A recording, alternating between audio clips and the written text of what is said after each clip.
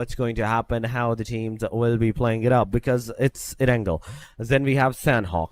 Then we have Miramar. And last but not the least, we have Erangel once again. So these four matches that will be played, that will be accomplished here with the resetting map to the very aggressive map, the most aggressive map that we usually see throughout the thing, as Sandhawk being played as the match number 4. That's going to change the momentum for majority of the teams. But going into the match, ladies and gentlemen, we are here with the match number 3, finally taking that flight from near the Stolber area, the western side of Stolber. I think that's Primork's, in fact, Lipovka area. Yes, Lipovka area down towards the side of the quarry. And there we have it. We have our pretty good flight path. So there's like a lot of places are really accessible from this. So we're gonna expect that perhaps we won't be seeing that much early game engagements, but there probably still will be. I haven't seen a match yet with this lineup where there hasn't been a death, or an elimination rather, a kill.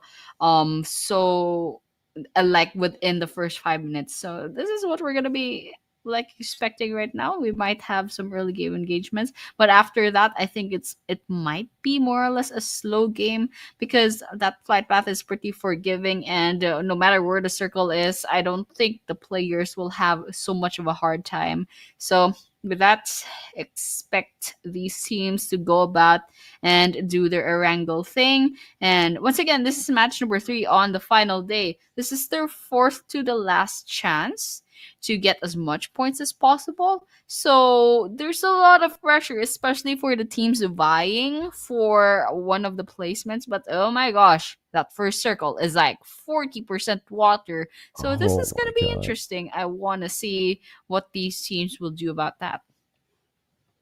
Oh, it's a very dangerous circle, Annie. Let me tell you, this is very intense for the teams, for the players, for even us right now because almost 40% it's in water. The rest, okay, 40-50% of the teams, they're in the circle. It's complete to that ratio, but aside from that, the rest of the teams, they're outside, and you can already see into the mini screen Yangon Galacticos trying to take down one player mid-air. Come on, please be able to do that. I would love that. I would love this moment to happen. I want to see this moment to occur. He has a shotgun in hand now. He's not going to be able to get anyone down from that parachute. So I'm really sad about that, but he's finally gonna chase him up. He's gonna get into the car. He's gonna chase that parachute up straight up. Oh no, this is a 100 IQ move. You can't take the player down in midair. Chase him. He as soon as he drops down, you have him right into your palm of your hand. But Smile, Master Smile, finally gonna go to the containers towards his own team members, and they're gonna loot up these container side where you don't usually see a lot of players at the containers, but we have Yangons in this match at the very least, looting up the containers. That's exactly what they're doing right now, just looting up the containers. And it's a good thing that there aren't really anyone else coming in, so they can like safely go about and loot this place up, especially since it's so quiet out in the open. And with that, I think they're just gonna have a field time. They're gonna go ahead and get as much guns, as much healing kits, as much ammo as possible, and with that, they might go ahead and get that vehicle as well. So because I think I'm not sure where they are, but they might be a little bit far from the circle, so they'll have to get moving later on. They are 300 meters away, and we're looking at, yep, Yangon Galacticos. Where was he? They're all the way in ruins, and I think this is Giorgio Pool. So, um, well, Yangon Galacticos, I think they have something cooking in mind, but Romeo Boy being all alone in the ruins for their team, it's fine. He has good guns, but I wonder what their plan is. E Arena over here, still alive, and unfortunately, there weren't any early game engagements. We're already 4 minutes in, so I was wrong. And with that, you know what? I think we're just waiting for maybe mid to late game for any action to occur. I mean, yeah, we're gonna wait for maybe stage number three, stage number four to occur when we're gonna finally see the fights to happen or something like that. But so far, fourth rides on our screen. They're also getting some loot for themselves, slowly and steadily. Finale 76, his car near the premises of Pachinki. He's driving away from the Pachinki side, but you are not going to find anyone here. You still have a long way to go, a long, long way to go on where you want to be, as the circle was kind of onto the western side shift, so they're forced to take that hard shift towards the western side. But what I feel like in my gut is the fact that the circle, the next circle, the very next circle, Annie, I feel like it's gonna go towards the complete hard eastern angle, and everybody's just gonna be running back and forth from west to east, east to west, these kind of things. And I would love that, you know, because it gives so much momentum to the teams, and already the teams that have cemented themselves already at the very start of the circle, it kind of creates a diversity with that. Frankie finally taking down Flash, and there is that elimination going around as A1RG gets a knockdown, a confirmation on Team Secret. Uh huh. Unfortunately for Team Secret at that, but I think it's not over. Oh no, Rowdy! I think everyone just saw that. I mean, he threw a grenade, it bounced off the wall, and and Rowdy's the one that got knocked down. Oh well. But Team Secret versus A1 RG, it's not looking very good. A Flash over here is gonna get eliminated, and with that, that's the rest of A1 RG as well. And they go say bye bye with only one elimination to their name. But well, let's see what Team Secret's up to. I mean, they do have three eliminations, and I think it's a little bit quiet on their part of the map after A1RG got picked off. But right now, after that, we might be seeing a potential BTR and Kinotrope engagement. So let's see what's gonna happen, especially when BTR will be pulling up with their vehicles, and Kinotrope Gaming, they definitely heard those noises. So they're just gonna stay in the houses and then potentially watch out for any possible pickups. It looks like Mark will be going on a vehicle. So I don't know what plan they're cooking up, but definitely a good idea for Ozzy-san to stay in this house and collect as much information as possible. And I think Bumblebee is doing exactly that as well. Scopes out, trying to see if they can pick off anyone from Kinotrope. I think they spot one. Let's see if those bullets would connect. I mean, we have just seen a single full team being eliminated. Aside from that, the rest of the teams, whether they get into the fight, they just instantly disengage with that, go to a different directions, and that's exactly what happened right here. You have the prime example on your screen: Fourth Rise versus the fight that they actually wanted to occur. It did not happen. Namshing's Red Force just instantly went poof. Okay, we're done with this. We're not gonna take any more fights. We're just gonna go away. But Beanie, so far, easier. Let's see. So far in the Bucky going towards the side of Yatauta. So it's DRS that can see these guys. But BTR receiving that damage from the DRS. No way, no way, no way. It's going on. BTR again on the receiving end. No, come on. You had 2 good days. Do not make the last day on the panic side. Do not put the last day as a bad day for yourself, that you're not going to be able to come into the very top. I'm really hoping for this team to like do something really great, really amazing, so they can be on the number 1. But so far the things are not looking good for them. Risey alongside of the players, Kent alongside of Federales, all 3 players, they're gonna slowly approach together each other towards the Yangon Galacticos, towards the DRS side. So it's not just one team, it's 2 different teams at 2 different angles that will be going on head to head against each other. Yes, and that's what we're all waiting for. Really want to see some action, but BTR already losing one player. That makes me just a little bit nervous, especially since they were doing so well in day number 1 and 2. But of course, that actually applies to several teams already. It looks like they're getting a little bit pressured, a little bit nervous. Yes, all the way. Joker finds a one against Horror Esports. No fear, I believe they just got eliminated over here, and they have to go ahead and rotate out of this area because they're getting eaten up by the blue zone. But yeah, going back, you can actually see some signs of nervousness from the teams, especially A1 RG. They had that fumble with the grenade, and of course BTR kind of falling off for these last three maps. I mean, right now they still do have a chance. They still have three players, but they have a lot of catching up to do if they don't want DRX to keep getting that number one spot. They have to take it away. It's just such a shame that day one and day two they were doing so well. They have to get that number one spot back.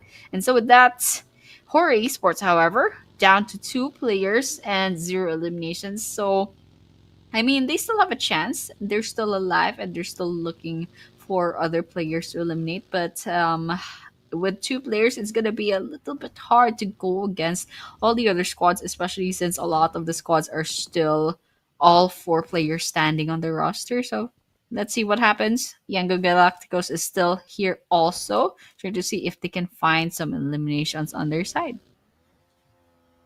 Mm-hmm. So far, it's a start. It's close quarters. What we're seeing, the teams are running around to the close quarters, going back to the long ranges. This and that. That's happening.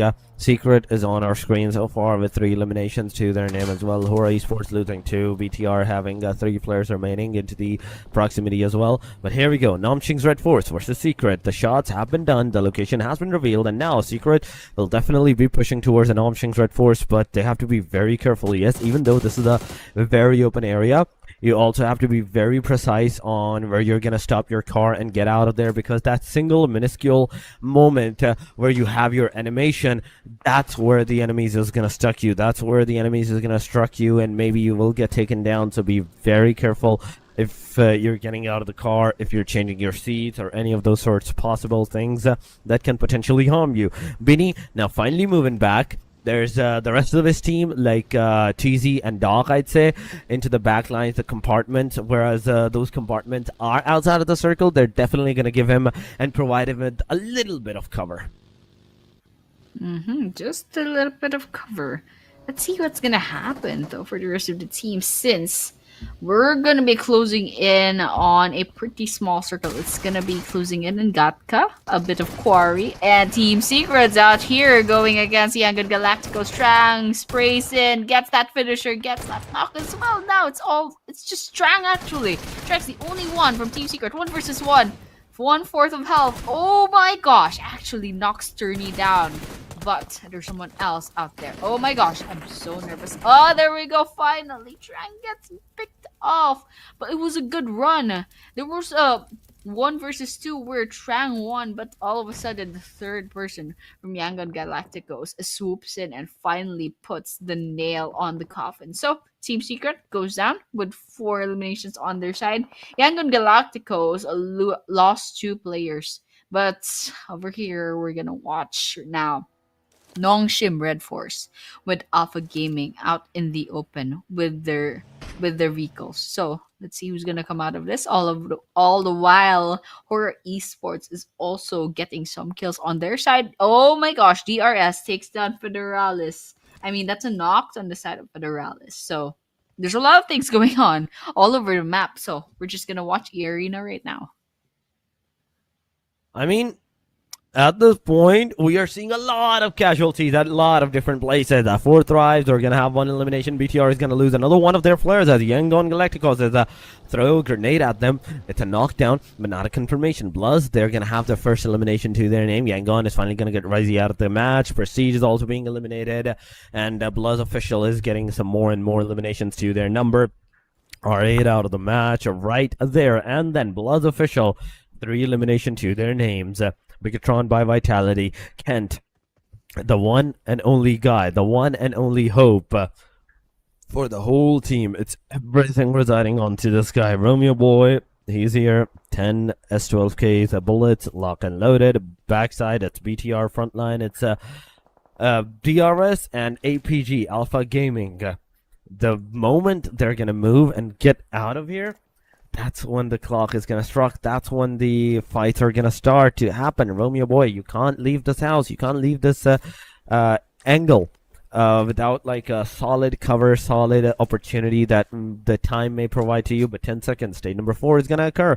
Stage number 4 is gonna be made. Another radius shift, and everyone's gonna be in a very panicked mode. 3 elimination, ladies and gentlemen. You can see on the blood side, and those 3 crates right next to each other. I love the fact that there's the all 3 crates, all the 3 elimination, that one particular plays that happened by this team. It shows that okay, anytime that the team moved to that area, they were doing it wrong, and Bloods knew exactly where to strike them.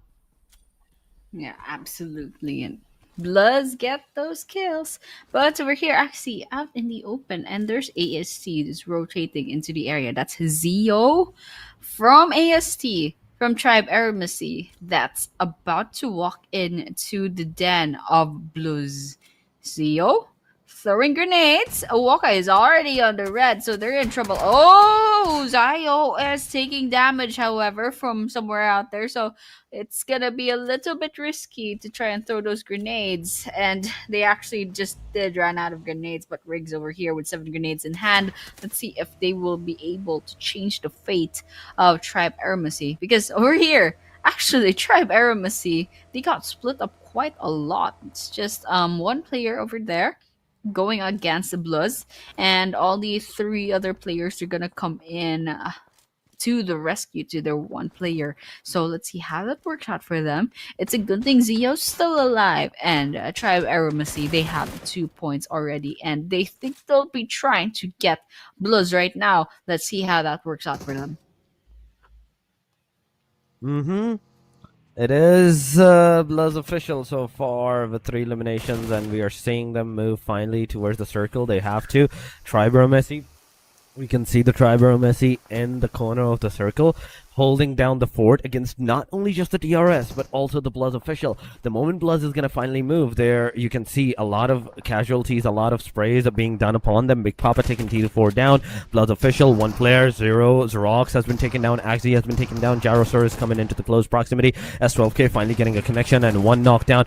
Get the confirmation. There we go. Triborough Messi finally as a 3-man unit. They're finally going to push forward as Gyro, he's the final hope here in this compound to get those eliminations for the side of the enemies. But let's see what's going to happen, how the thing is going to affect the players and how it will go forward, as we will see right now. Triborough Messi shooting down on the players. Come on, get those eliminations. But DRS, they're the one responsible for Triborough Messi Zoe being knocked down. Blood official also getting eliminated. 4 eliminations to their name. It's a back and forth going on for different angle, different teams, different players. All of them in a very panicked situation. The moment they're going to get out of the compound, they're instantly getting some shots. So nobody's safe. Absolutely. Nobody's safe in this game. So all we have to do is kind of watch out right now. Irina out in the open and on the edge of the circle, almost about to be eaten up by that blue zone. But it's a good thing that they're pretty safe. There's no one who's trying to gatekeep them. It's just Tribe Eremacy towards their northeastern side. But not really much of trouble just yet.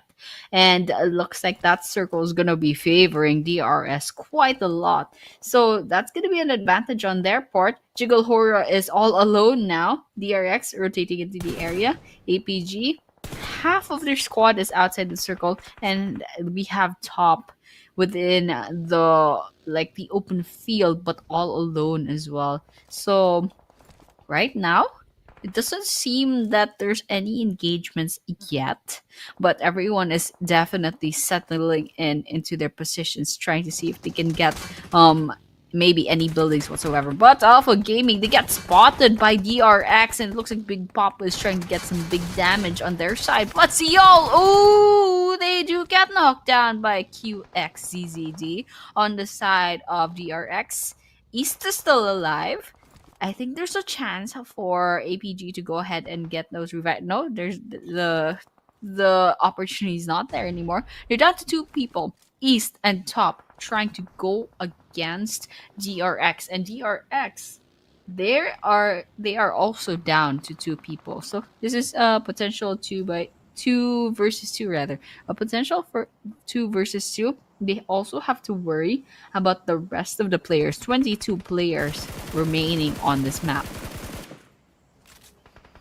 5 eliminations to the DRS. That's all I'm seeing right now with 4 men standing into the game. Alpha Gaming versus Tribal. Finally, the shots connected. East after all that first spray going into the very Oblivion. The second spray connected. Kent also gets eliminated. So BTR is out of the match as well on the hashtag number 9. Still not a single placement point. Come on. But now, to go into the side of Alpha Gaming, they're in the center position, I'd say, of the circle. There's a lot of players scattered around them in Nongshim's Red Force at the corner. One player out, one player in. The player that's out, he's trying to move in, but Yeta Uta constantly shooting at the guy, making sure that the car is losing a lot of HP. The player is losing a lot of HP. He's forced to take a detour or reroute himself into the circle. But it's not going to be possible. That's the thing. It's not going to be possible here. You have to take that car. You have to straight up go inside of that circle. But APG East, he's one of the guys that's been taken down. APG Alpha Gaming is also down to the very last guy. The only teams that is surviving right now as a full man unit is the DRS. And the chances of the DRS getting a chicken dinner, winner chicken dinner, it's really high. Yangon Galacticos, Master Smiley receiving a grenade, getting some slight damage of the grenade, the splash damage that occurred. The S12K coming into the example gets Master Smiley. And a third party ensued. DRS, that's the 7th elimination that they have so far, Annie. DRS is doing quite well in this map, and to think that they have all 4 players and with full health at that, so that's pretty that was pretty good for them.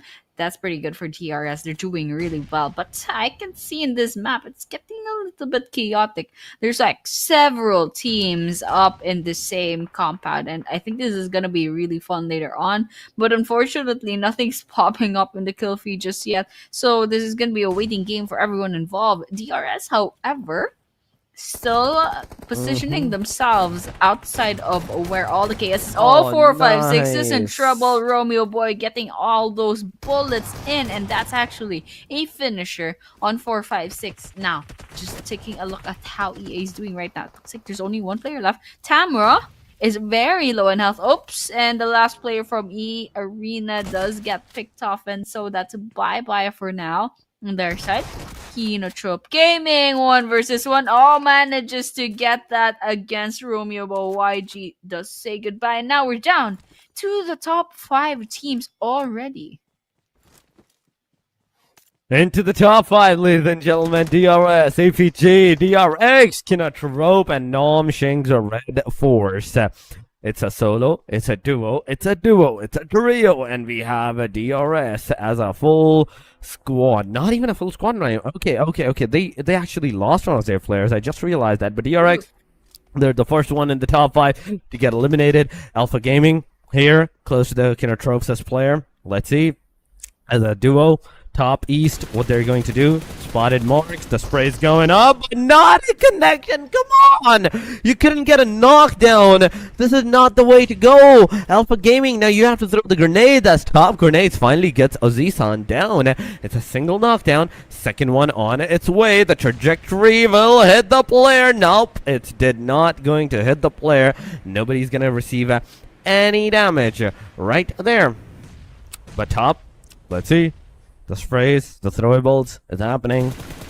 No connection. Alpha Gaming E spotted by the DRS. No way! A third party! No way, ladies and gentlemen. We have a third party DRS taking that initiative against not only just Alpha Gaming, but now Kinotrope as well, as they will definitely get those elimination numbers and more for themselves. You can see top, kind of like now as a solo player surviving into the area. DRS kill YT, taking down another player of Kinotrope from the car.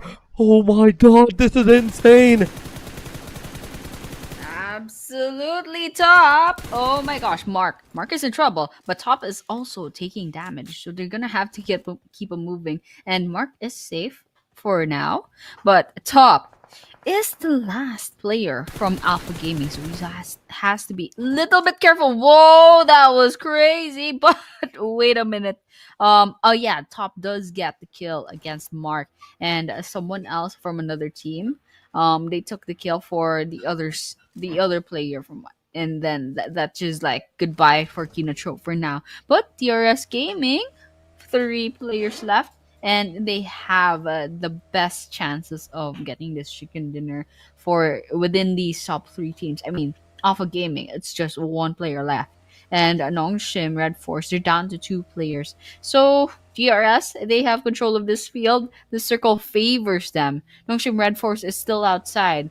In Alpha Gaming, it's gonna be a little bit hard to move, especially since top is the only one left. So the RS Gaming, they are like dominating the circle and they have the potential to gatekeep. Let's see how they will execute just their plan right now since they have the best chances of winning right now. They do have the best chances right now from what we can see. But still, Nonshing's Red Force Alpha Gaming, we have seen these kind of teams do it throughout this whole 2 days of tournament into the past a few days. That how even a solo player is capable of securing that winner chicken dinner for themselves. So. In a short while, we definitely will see that what's happening, what's not happening, how they're doing it. Alpha Gaming top so far, close to the NS Nomshing Red Forces player. 2 versus 1 versus 3. They have the yes center of the circle, and they're just gonna be chill about it. Cyclone, if he gets taken down, now that's gonna create the difference. With top, you have the chance. You have the chance. Take the opportunity. Take down Doc. Take down the second guy. Get that number 2 position into the overall. Ooh. Oh, there we go. Top. Ooh, 2 versus 1. And of course, they stood no chance. Nongshim Red Force gets the last laugh. But at what cost, however? Look at how small their health is and the one knock against them. So TRS, they have the upper hand. Ooh, there we have it. One good shot at that grenade, and DRS gets that winner chicken dinner. Congratulations. This is match number 3 of day number 3. After this match, we're gonna have three more chances, three more maps later on. So, you know what?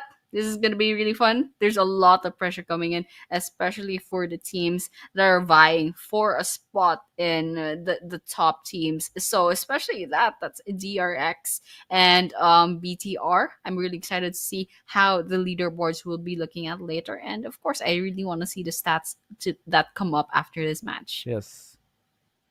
Oh yeah, I do want to see the stats come after to the match on how much of the difference is going to create, how many points have the team secured so far, and all of these minuscule details of that singular momentum, that single mistake that costed the whole entirety performance of the whole team. Those kind of things, those kind of gameplays that actually occurred even right now. DRS, I have to give it to them. Even as on the not number 5, number 8th position, 80 points they had. Yeah, I saw them with 80 points last match, 80 plus something, not even close to 90. So with this winner chicken dinner, they're going to cross the 100-point threshold, and they're going to be one step closer to the number 1 position. If the next 3 matches goes good or consistent for the DRS, they're the ones that will be on to the number 1. So it's definitely a fight of the life at this point. The teams that we were talking about, okay, they're not gonna get the number 1 whatsoever. They're finally doing a great job today, and you can see overall number 5. It is for the DRS. 11 total elimination in this match, meaning 21 points. 1744 is the damage. 41.6 kilometers, and throwables used of only 16. Yeah, and I absolutely agree with you.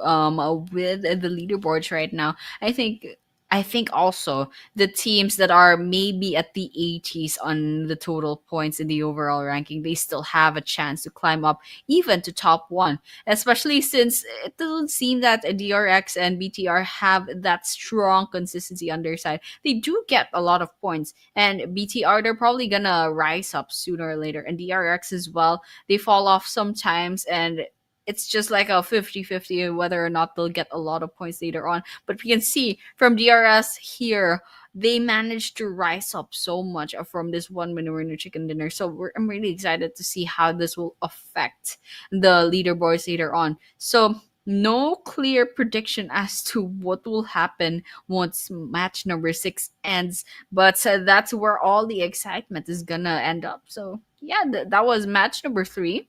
Last 3 matches later on, and match number 4 will be a wild card. It is a Sandhawk. It's very chaotic, and a lot of these players don't know what to expect. So let's just wait and see. This is the MVP of the match, by the way. Example, with 5 eliminations, 896 damage, 370 longest elimination, and survival time of 20 minutes. It is example, ladies and gentlemen. It is example of it. 5 eliminations, total 896. Yeah, 400 almost. Yeah, more damage. It's good. It's definitely decent. But 11 elimination to 1744 is the damage chart. Damage to elimination chart. Then we have APG Alpha Gaming with 7 elimination, 1645 is the damage. Then we have Namshing's Red Force with 3 elimination, 482 damage. DRX has 4 elimination, 742. Kindertrope has 4,058 damage. Yangon 5 with 1,045 damage. Triber Messi with 5,072. There's a lot of 1,000 damage going around. Secret with 773 with 4 eliminations as well. Yeah, actually, there's a lot of thousands. That's true, but there's only DRS crossing the double digits, however. So there might be a lot of healing that happened after that, and that's what made them, what made the damage dealt really high. But yeah, this is the match leaderboard for match number 3, DRS with 21 total points. That's with 11 eliminations. Coming in second is Alpha Gaming with 12 points, and Nongshim Red Force rather, 9 points. Kinotrope with 8, DRX with 7. That goes the same with YG as well, 7. Tribe Eremacy with 5. Team Secret and Bloods with 4 each. Arena, 4 thrives, having 3, and Horo with 2. R8, BTR, and A1RG each get a 1 point from this match. So there are a lot of teams that didn't do quite so well in this map. But this is the overall leaderboards. DRX sitting with 136 points. Yep, DRX 136.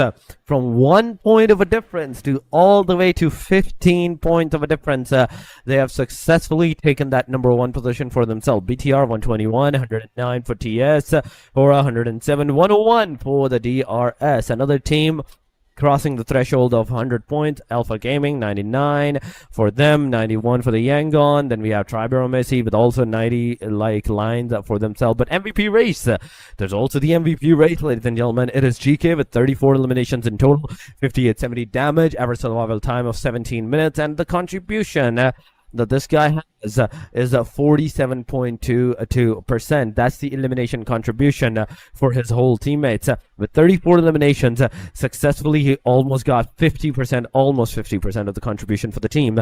Going to the killer YT, it is 31, 52, 89, 15 minute 10 seconds of the average survival. Rig has another one of those decent 20 plus elimination numbers for himself. The amount of facts, the differentiation between number 1 to all the way number 5 of the top 5 MVP ranking, the top 4, it is not that much, Annie. It is just 1 match of a difference. They're going to be able to secure those eliminations. That damage that can also be overtaken because it's 40% damage, 40% survival time, and 20% of the elimination number that you actually get as the calculation for the MVP ranking. Ooh, interesting. So there's a lot of MVP on the running. So we're just gonna have to wait and see who will that be after 3 more maps. But before the next map will happen, the Sandhawk map, we will be going on to a short break. So for those of you tuning in, please stay and we'll be right back after a few minutes. I am Megatron. नट राउ bro म बचाउँछु तिमीलाई हामीलाई त कसैले सक्दैन नि फेरि Autobots, roll out. चिन्ता नगर न म छु म गए म हिडिसके म एक्लै फाइट गर्छु बुढी आई लभ यु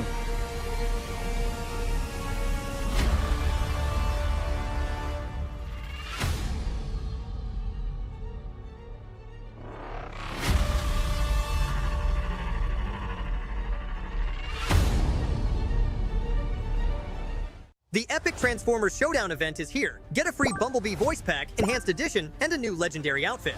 From July 8th, 2025 to September 2nd, 2025 at 23:59 UTC 0, get Ember Core fragments by completing daily and Transformers missions.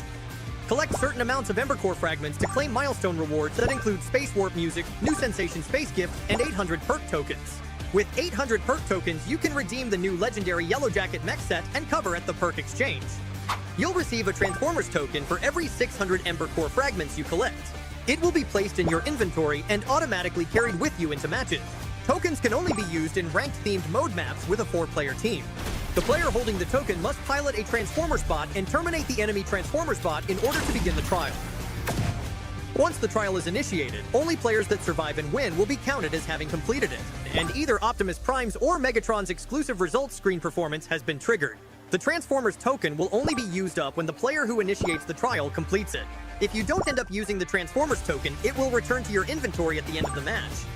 The showdown period of this event takes place from July 8th, 2025 to August 6th, 2025, UTC 0. The amount of damage you deal to the Transformers bots, the number of times you terminate them, and the number of times you complete a Transformers trial all contribute towards your team's progress. You are automatically assigned to the team you contribute most to. The team that gains the most progress at the end of the showdown period wins, and its members will get rewards, including an enhanced edition of the Bumblebee voice pack. I'll cover you. Let's go. However, players on the losing team don't need to worry about missing out on any rewards. During the remedy period from August 7th, 2025 to September 2nd, 2025, UTC 0, you can complete remedy missions to earn the winning team's rewards. Take part in Optimus Prime and Megatron Showdown now and collect all the rewards.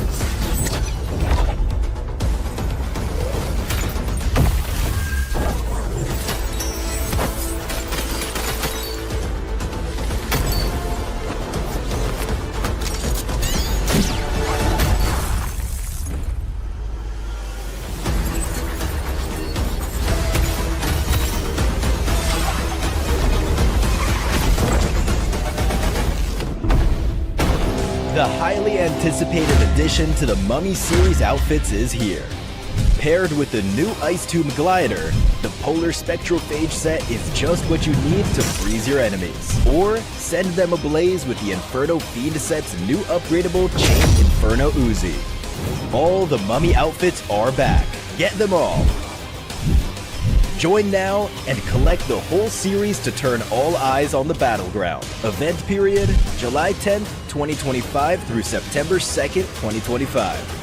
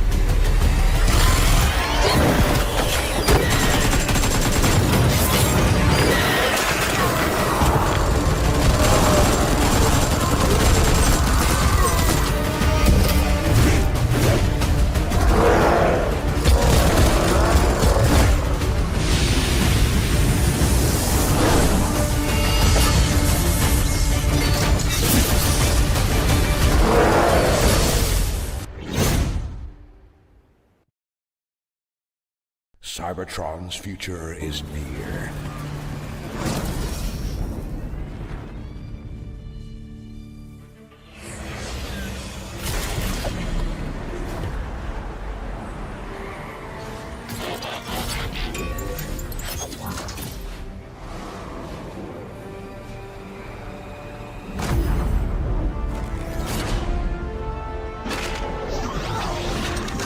Autobots, roll out!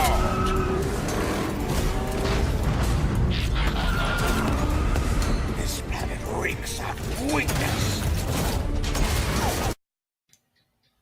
And just like that, we are back to PUBG Mobile's Training Grounds Season 2. We just witnessed match number 3 with Arangle, and we'll be moving on to a very exciting map. That will be match number 4 in Sandhawk. And once again, we are your casters. My name is Annie, and with me. So, Torix, finally, Sandhawk, something Yes. uncertain. What are your thoughts about what's Yes. going to happen now? I needed the Sandhawk very badly. The teams needed the Sandhawk very badly, in fact, because the momentum is not coming, right? Especially for the BTR at this point, especially for some of the more engagement that's happening. So it's really needed. The teams really needed this match to like actually to be into the very good ending, a very good note, so they can have a decent number of placement, the elimination, and overall ranking wise. So all of these facts and figurines that is going on, we will do have to see how the teams are going to play it off, because it's Sano. There's definitely bound to be a lot of early fights. There's bound to be some clash drops, but I don't think so that the clash drops are going to occur. It's more of like you're going to find the arsenal first, then you're going to move toward the enemy side, then you're going to move to your opponents and get those engagements started, because everybody's going to be kill hungry at this point, and because of that, with that aggression into their mind, maybe the third parties will occur, maybe the fourth parties, fifth parties might also occur. Yeah, and that's pretty much the beauty of Sandhawk. It's such a small map that a lot of third parties, fourth parties are gonna happen, and that's just something to be expected. And that's just what makes the map fun. There's a lot of chaos, there's a lot of violence, a lot of aggression, and with Sandhawk, since such an uncertain map, there's a lot of chances that there may be some teams that have fallen off in the first 3 maps that will settle line right now, or maybe there's some teams that can catch up basically. But the Sandhawk is very inconsistent. I haven't seen sometimes like the top teams will suddenly fall off for no reason whatsoever in the Sandhawk. So that's what makes Sandhawk fun. So happens. with that, we will be moving on to match number 4, and I'm really excited to see how this will affect the leaderboards, because this is the third to the last chance for these teams. So a lot of things can happen at this rate. I mean, right now, what we are seeing is a destructive, either a very destructive map, or it's going to be either a very, very slow-paced map, because it's Sandhawk. There's a possibility of both, I'd say. There's a possibility of both. The teams can go not to the major drop locations, but to the small compounds, small shacks, because you're going to find the vehicles, you're going to find your guns and your ammunitions, even in those small compounds, because Sandhawk is a 4x4 concise map. You will definitely do it. But aside from this fact, Sandhawk will be the crucial factors and crucial momentum maker or breaker for some of the teams. Bottom line teams, they have nothing to lose at this point. They have nothing to lose. They can straight up go for that aggressive stance, go for that push, and maybe win it out for themselves. But those top line teams where they're on the very top of the leaderboard, they have to be very precise on what they are going to do, because it's $1,000 at stake for all of these teams. It's $1,000 at stake. You make one wrong move, and you're going to be left not given that $400 that could have been yours as the champions. Absolutely. There's a lot at stake. And that's just gonna make it a little bit more fun. That like imagine making a $400 mistake. That's very pressuring. So that's what's gonna happen in Sanhok. It's a good thing. It's the third to the last map and it's not like the last map because you're just gonna see a lot of players crying over it or something. But yeah, this is gonna be the Sandhawk and we're gonna be starting really soon. But right now, Sandhawk definitely might be a changer to a lot of these teams, and it's gonna tip the scales on a lot of the overall points. But yeah, we will be expecting that later on. And then after the Sandhawk, finally we're gonna move on to some stability. We'll be moving on to one more Miramar map and one more Erangel map. So it's just fitting that this whole tournament will be ending on an Erangel because it's just a little bit more certain, a little bit more Yeah. predictable and stable, unlike a Sandhawk. But yeah, for now, we're gonna be going for chaos and we're We're gonna be waiting. going to a lot of aggression. So you just hoping that you know what, just from the flight path, there's a lot of early engagements There we to go. be had. They're gonna Oh be no, come on. jumping in. I really want like these teams to go ahead and like agree with themselves. Let's all drop to Paradise Resort for no reason and then just like go at each other. Let's just end Sandhawk sooner or later. Ooh. And that's actually a thing. Like it's the last three maps, so they're all gonna go out. All out. Oh. You want the chaos to occur, but ladies and gentlemen, let's see if the chaos is gonna occur or not. In the Sanhok we go. From the top to the bottom is the plain line so far. Towards the side of Camp Charlie, towards the side of Bantai. But Mogna is the starting line. You're not going to be able to go to the Camp Alpha. Yes, you can, but you're going to take so much of the time that it might not even occur to you on what might happen. You took too long. The circle might shift towards against you, and you're once again just running back on foot back to the main island, towards the boot camp, towards the paradise. So it's all gonna matter to where the plane line, in fact, is gonna take the players to the circle. Circle shift is going to be very detrimental. That circle shift is going to determine whether you're in the safe or whether you're in a panic situation to find the arsenals, the guns that you have, and instantly move back into the safer side location. But DRS, you can see them kind of split. You can see the team DRX going to the Camp Charlie and the Bantai. But Alpha Gaming, oh my god, A1RG versus Alpha Gaming, and Alpha Gaming has taken that initial frags to their name. Ooh, Alpha Gaming's on a roll. I mean, they did so well in the previous map and also the other map after that. And they're just racking points after points. I can't quite remember how they're doing in the overall standing, but there's definitely some consistency. There was a day three coming in for Alpha Gaming. But right now, we are looking at a Bigatron by Vitality. Right now, Risey has one elimination. So that's a good sign for Bigatron. Hopefully, they can get more points later on. But this is also DRS Yangon Galacticos. I think it's just a 1 versus 1. Yetauta is gonna rotate into the area, but it's not gonna be needed because Romeo Boy is already falling to the hands of DRS. Master Smile, 3 versus 1. Oh my gosh, this is so scary. And Master Smile just holding on to a sliver of health, manages to get 2 from the side of AST. Oops, there we have it. My The god. king has fallen. No Such way. little HP, but it's No amazing though. way. Who's still alive after all of that? Goodness.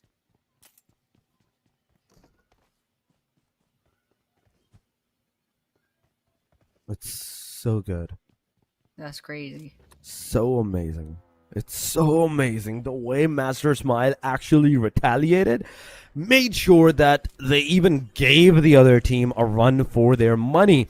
It was phenomenal. Alpha Gaming is definitely going to be the one responsible for all those eliminations, 4 eliminations to their backpack. Triber Messi is going to have 1, but at the cost of one of their own players as well. Yangon Galacticos also has 1 elimination, but 3 of their players are down. Who took those 3 eliminations? Who took those 2 eliminations? That's my question. Okay, Triber Messi and I think DRS are the ones responsible for that, but there we go. Triber Messi taking the final hit. onto the side of Yangon Galacticos, and it's over. It is over, ladies and gentlemen. We have one elimination to the Tribal Messi, one for Bloods, one for BTR, and Yangon and A1RG. The two teams that has been taken out of this match within the 4-minute marker. Already so fun. Ooh, Zisan gets knocked down by Sleepy Horror, and there's still 2 players left for Kinotrop Gaming to go ahead and get as much kills as possible. But they'll definitely have to go ahead and get those on OG said. But finale will be seeing their final breath for this map. So it'll be goodbye for them for now. And here, Horror Esports. 2 eliminations so far. Still a full squad. So it's going well for them. And we're still like 4 minutes into the game. So there's a lot of kills that they can still go ahead and get. Right now, they are sitting at number 2 ranked on the leaderboards for this match. So they're doing really well. Just next to Alpha Gaming that managed to get a 4 elimination. Oh my gosh, Mark goes on the red and they need that revive now. You definitely need that revive as soon as possible. Because if not, Kinotrope is going to be down to the very last guy, Tam R4. The only hope of the team, and Hora Esports is just into the proximity, waiting and chilling out here. And waiting for the opportunity that, okay, the Tamar may just come out on his own, but they want to push up. They want to make sure that they go in their compound, in the opponent's compound, and take them out to their own accordance. Look at how these 2 guys are going straight together. They're not giving any headspace, any placement to the teams to stay into the safe line, but Tamar now is there. The shotguns are coming on. The S12K definitely made a connection onto the players, but Kinotrope finally been taken down. Hora Esports once again with that aggressive start. 5 eliminations without a single casualty. Looking good, looking really good at Hora Esports, but DRS, another team that also have a chance of securing that number 1 placement for themselves, so far is with 1 elimination and 3 of their players remaining into the match. Alpha Gaming, they have 4, 1 for Triber Messi, 1 for Nomshing's Red Force, 1 for Bloods, 1 for BTR. Yangon also had 1 elimination, but they lost their lives. They lost their whole team at this point, so it's just 2 more matches for them. But right now, the rest of the teams that are still alive, it's still 3 matches, including this one, for their placement and for their game style. Yeah, absolutely. 3 more matches, and once for these teams that already got eliminated off of that, 2 more chances later on. 1 Miramar and 1 Erangel. And just look at what the teams are up to right now. It looks like Hora is actually doing really well, with 5 eliminations 6 minutes in. So that's good. Alpha Gaming, so far, ever since their 4 eliminations, they haven't gotten any more. But that could change really soon, since Tribe Aramasi is just within the vicinity of the boot camp, and Alpha Gaming is just up there in the elevation in the hills. And Nongshing Rep Force rather is gonna eventually run into DRS Gaming Cyclone, who is, by the way, the last person standing in their team. Let's see if Nongshim Red Force could manage to spot Cyclone and finally put an end to DRS Gaming, or maybe Cyclone will manage to get away and get a lot of placement points, since we're still 12 teams in, so there's no placement to get picked off right now. But if you stay alive for really long, then it might be possible. But over here, Tribe Ermacy and Alpha Gaming at odds, shooting at each other, but no and elimination so far. Oh yeah, it's 12 teams, ladies and gentlemen, still into the game, and you can see the head, Driver Messi Rig finally gonna make a tap on that. Not a lot of connection. The player went back to the safer side. The taps are continuing. It definitely is gonna make a lot of connection this time. There's a lot of damage going on, but not enough for the player to get taken down. Come on. I need 3 headshots, and that will be all it for the eliminations for the players. The Rig is there. Let's see if he's going to be able to get some more connections, more eliminations, and some decent number of points for his name. But R8 on our screen taking down E Arena. Beautiful job, beautiful gameplay that they have done for themselves. Absolutely. Look at R8. Prestige does get all three eliminations on their side. So that's pretty crazy. I actually saw EA, they just went down, get eliminated one after the other. So that was an interesting thing that we could have watched. But over here we see DRX, the defending and ranked number one on their feet, their eliminations, but they're sitting on a lot of points right now. But it's not gonna sustain them forever. They definitely have to pull their weight and get as much points as possible if they want to defend their place in the leaderboards. And so with that, Rig from Tribe Aromacy, they're still at it against Alpha Gaming, and we can see top as well. This is a beautiful scope, by the way, 4 times scope, and that's really gonna help them with getting as much eliminations as possible. But Nia is definitely not gonna make it easy for them. So let's wait and see what's gonna happen. Alpha Gaming, they were rotating out of the area, so DRX might not have the information that they need about them. Nia, I think. Wait a minute. I don't know if Team Secret was within the vicinity, or maybe, you know what? Let's just see what's gonna happen, because I think we are at a stalemate with Alpha Gaming and DRX right now. I mean, right now, it's kind of like, yes, a stalemate. The state number 1 to state number 2 to state number 2 to state number 3 almost is kind of going stalemate. Yes, we are seeing some tap fires happening, but it's not enough to get those elimination, to get those casualties up on your enemies or your opponents. And that's what the teams are lacking. Sanok should have been the map where we should have seen a lot of aggression happen by the teams that have not been playing too good, that have not secured a decent number of placement points onto the overall ranking. This was the match for them to play super on the aggressive side, but I see Hora aggressive, I see Alpha Gaming aggressive, RB somewhat alongside of Namshing's Red Force, but they have been consistent throughout the whole journey that they have played the matches. DRS, after the last match, they are down to the very last player at this point, and situation is not looking good for these guys whatsoever. So be careful on what you're going to do. DRX, on the other hand, on the contrary, the team that has been consistently staying for the day number 3 on the very top of the page of the leaderboard, they are still alive with the 4-man.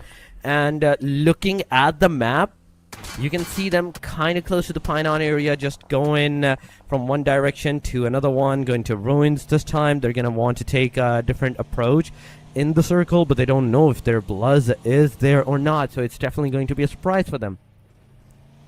Yes, and I hope the surprise is gonna be real surprising, especially with a lot of aggression and a lot of eliminations. But it looks like there's some teams that will have to rotate into the area. Ooh, this is gonna be fun. R8 versus Tribe Aromacy. I think this is gonna be, yep, Gante gets one, goes down, gets finished off with the DBS. That's a 1 more elimination on their side, totaling of 2 for Tribe Aromacy. Grenade going out, not gonna be hitting anyone except Gyante, the thrower. Oh gosh, that's in trouble. Oh no, it's not looking good for Tribe Aromacy. R8, they managed to execute that beautifully and get the kills against Tribe Aromacy. But Team Secret's also nearby, and Alpha Gaming is outside their door. R8 licking their wounds after that engagement with Tribe Aromacy. This is gonna be interesting. There's like a 4-way fight here. No Fear just got shot down as well. Hora down 2 players. R8, however, very nervous because there's only 1 player left, and oh gosh, that horse is not having a good day. Top still alive, finds 4 thrives as well. Grenades coming in, but unfortunately won't be giving the damage they need. Oh, they're all out in the open too. And East will go down. Ziol still alive, top as well, but it's gonna be a little bit hard with only 2 players left on the side of Alpha Gaming. Right now, there's a lot of fights going on. You can see onto the kill that screen that how many of those eliminations are happening. BGR are losing their players, 4 Thrives are losing their players. There's the tap fires going around from Skyhora side. That's gonna get a connection. That's gonna get a confirmation. And Skyhora as a solo player is still mitigating the areas towards his elimination number. So far, it's 6 for Hora. R8 is alive at 3. Nomshing's Red Force is alive to the last guy, taking the blue damage, slowly moving in inside that circle. But it's all up to Binny. It's all up to Binny on how he's going to survive. Just a 2 first aid kits, 15 bandages. It's not going to help you in a longer run. DRS, Cyclone versus Alpha Gaming. Now, Top is the final guy. Top is the top guy for the whole team that's surviving.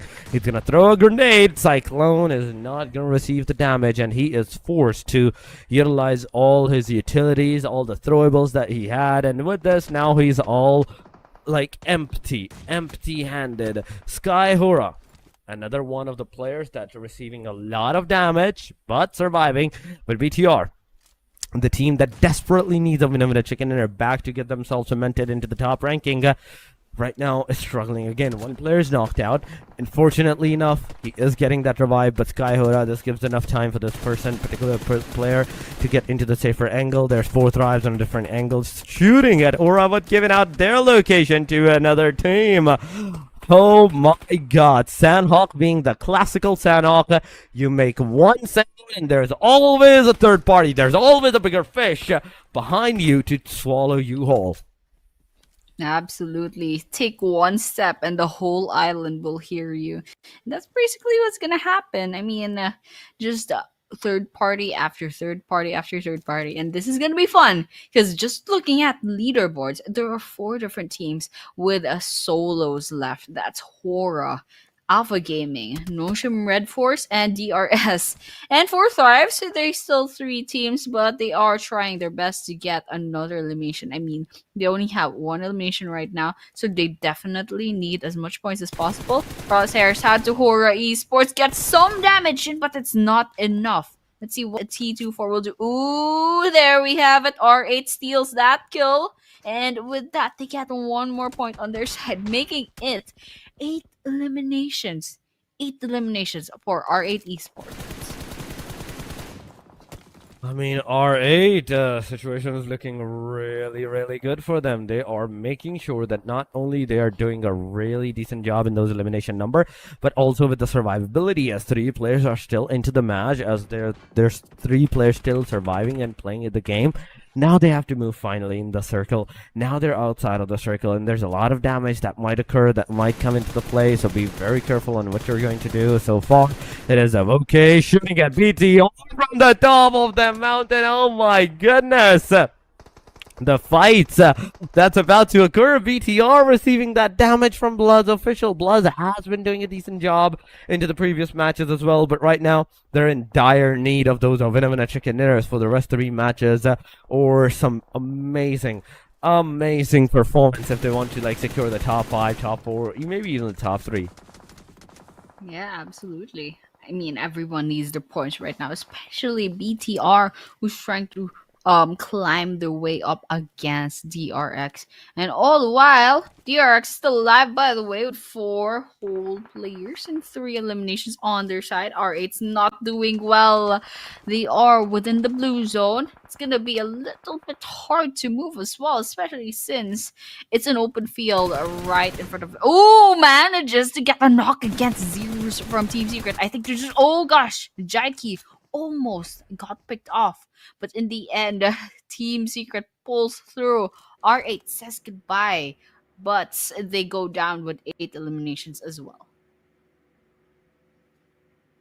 They definitely go down with 8 elimination. Alpha Gaming also gets eliminated, ladies and gentlemen. We have Alpha Gaming out of the match as well. Now, Blood's official with 4-man, 1 a 4-man and 1 elimination to their name. It's a good start. It's a decent start that we are seeing, most certainly. But Bigatron, they're also not stopping this match. They know that it's really needed for these guys. It's really important for them. And to make any kind of mistake in this match, it's instantly mean that there's a lot of casualties just waiting for you guys. GK is also being taken down by the hand of T24 right there. And then it's a back and forth going around of those elimination numbers that we are seeing. But so far, Secret finally is moving in the water. Now shooting at the player. Wait, was that a horse? Was that a player? I think that was a horse that the guy just shot on. He saw a moving pixel and he was like, okay, I'm shooting at it. The poor horses. That's like what Sandhawk is about. You kind of like feel sorry for all the horses that were harmed in this match. But well, you gotta do what you gotta do, and players have to get as much points as possible. Ooh, Zeros from Team Secret is in trouble. They're in the water, and that goes the same with everyone else. Trang is also on the red. Frankie's the only one left standing, and once you take Frankie out of the picture, then you'll have all your kills against team. So Nongshim Red Force has that opportunity. Blues official still alive. All four players up in this elevation, up in this tower, but BTR does have information as to where they are. So what are they gonna do? That's the question, because they are still outside of the next play zone, but they are still a full squad, so it's gonna be easy for them to push forward. But then again, there's PTR at the distance. There's also DRX, basically the valedictorian and salutatorian of the tournament right now. They're gonna go against each other. This is gonna be really fun since we're down to 6 teams and 18 players left, and the Stage 6 circle is going to close in real soon. Oh yeah, the stage number 6 is gonna close real soon. It's only 15 more seconds before it closes up, and before it takes another leap of faith on all of these teams. As Bigatron right now is on our screen, you can see them taking the fight against the Bloods, but no connection so far. The sprays are not connecting. Fourth Eyes on the other hand taking the fight against the Team Secret. You can see the player, you can see even the horse. He is behind the horse, he's behind in the cover. IQ is there as well, finally getting into the water. Getting out of the water. Come on. It's a trade-off going around. Bloods taking the fight against the Team BTR. That's 1, that's 2, that's 3, that's all 4 of the BTRs down and dusted. Oh my goodness. Bloods official from 1 elimination to 5 elimination. This is absolutely phenomenal, Annie. This is so amazing that we have seen by these guys. But going to the Zarok so far, he's also looking at the T24. He's in fact Team Secret's this player. DRX is right in front of the proximity, and the chances are DRX takes the chicken dinner, and nobody's even remotely close to them from after that point onward. Even if they misses the 2 next matches, they're still going to be on the very top after the day number 3. Absolutely. DRX is on a roll right now, and they have the highest chance of clutching this with the chicken dinner tea as to say goodbye. And we're down to 40. 3 players and Blues with 2 players going up against DRX with 4 players. Papa getting that big damage on their side. T24 goes down. I think that's a whole elimination on their side. No, okay, he's gonna get knocked out by this blue zone sooner or later. But well, there we have it. It looks like DRX finally clutches that winner with their chicken dinner. This is gonna be fun for them because they are gonna solidify their placement on the overall leaderboards. So this is gonna be really fun. I wonder what the gap is gonna look like right now, especially at BTR. And of course, we do have 2 maps left to go, so it's not like completely over for them, but still there's a lot of pressure coming in, and I'm really excited to see how the next 2 maps are gonna fare after all of this.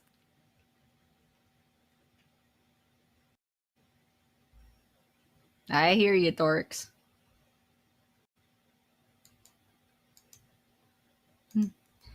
Yeah.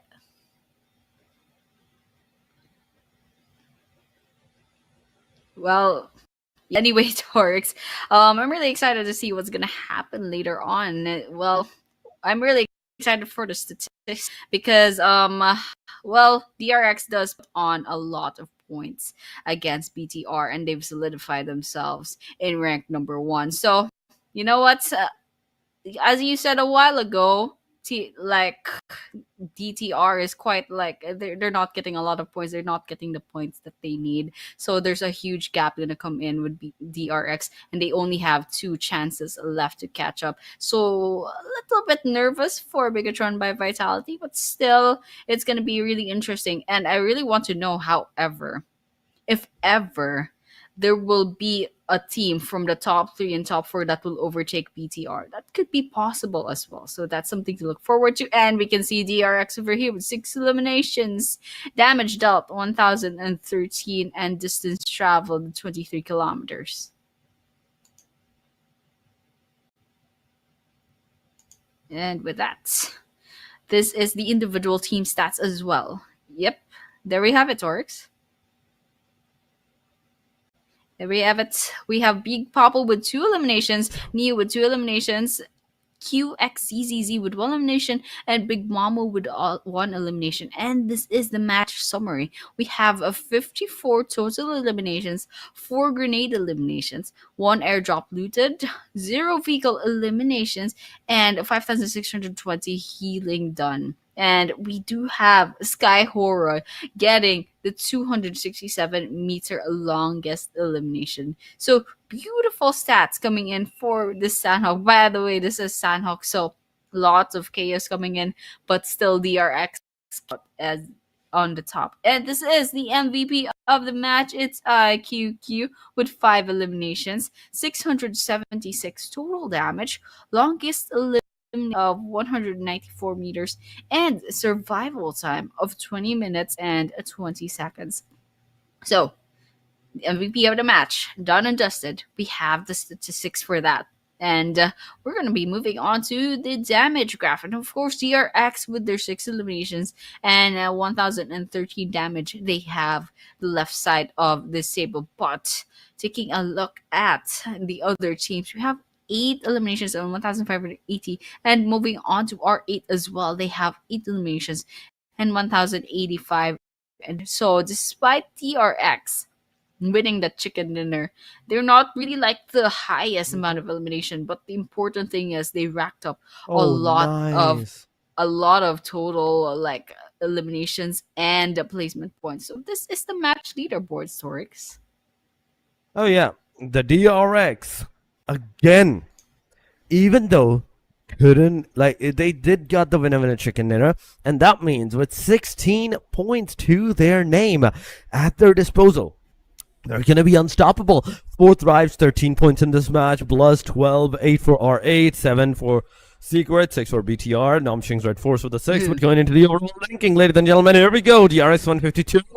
That's a huge number, almost double. Like you are watching almost 24, 25 points of a difference between the number 1 and the number 2. BTR with 127, 116 for the Secret, 113 for the Horror, DRS with 105, 104 for the APG, 92 for the Yangon Galacticos, 90 for Tribal Messi, Arena with 82, Namshing's 81, 77 plus, 75 for Thrives, 66 of all of these things as well. But going into the MVP race, it's GK, 35 total elimination, 6,180, KYT, 32 elimination, 5,488 damage, Sky with 22, 5918, and Zil with 29, 5039.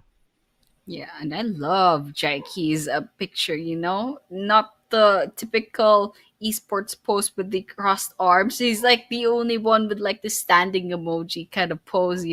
Love it for Team Secret's Jaiki. And he's sitting at 35 eliminations too. So this is gonna be interesting. There's only 2 matches left to like help with your statistics. So there's a lot of pressure coming in, especially for the players that are running for the MVPs, and also for the teams within the placements of the overall leaderboards.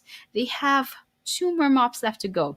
They have a Miramar later on, and they will have an Erangel to end not just this day, but this whole tournament. These are pretty standard competition maps. It's just Miramar and it's Erangel. No more uncertainties, no more chaos, no more Rondo, no more Sandhawk. So it's all gonna be about skill. It's all about strategy, and we will be seeing all of that happening later on. After this break, we'll be moving on to Erangel, so stay tuned.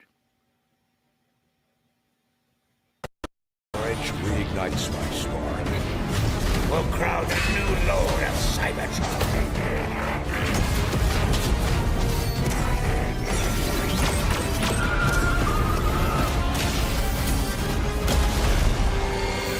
All for freedom. A victory for all sentient beings.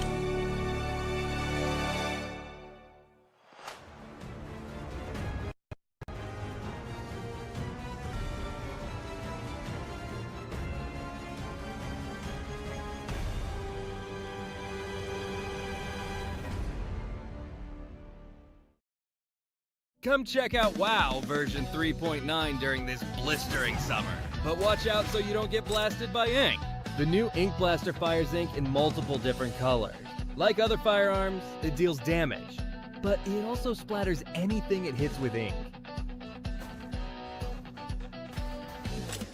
Look at how much fun they're having.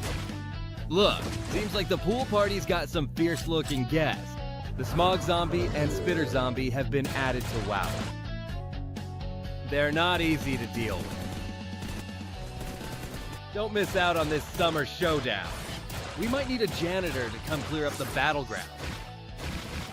Hold on, an old friend from Winter has come to join our party too. How epic! Start creating with these new objects. The creator page now has a co-creation wallet feature, which displays your detailed creation earnings. Stay tuned.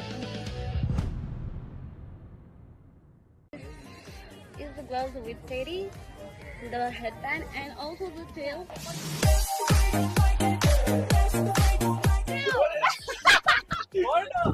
One, two, three, four, five, six.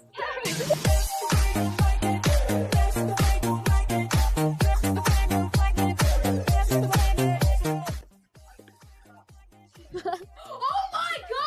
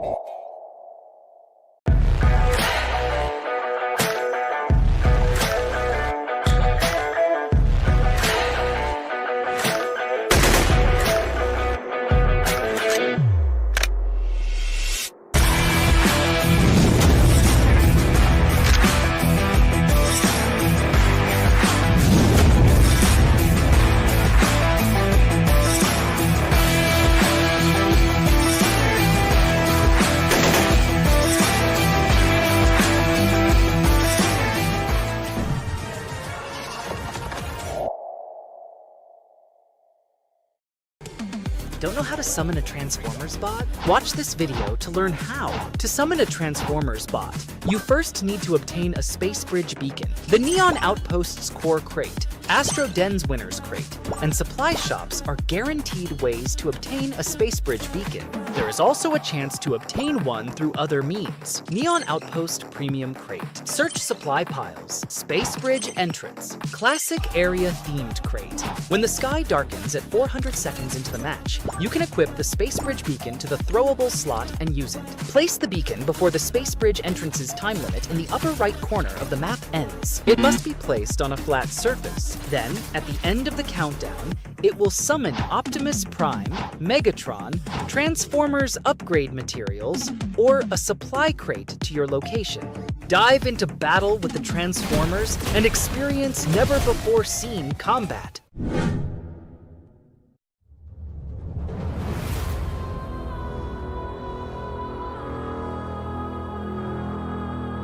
Lot standing. Target spotted. Stay alert.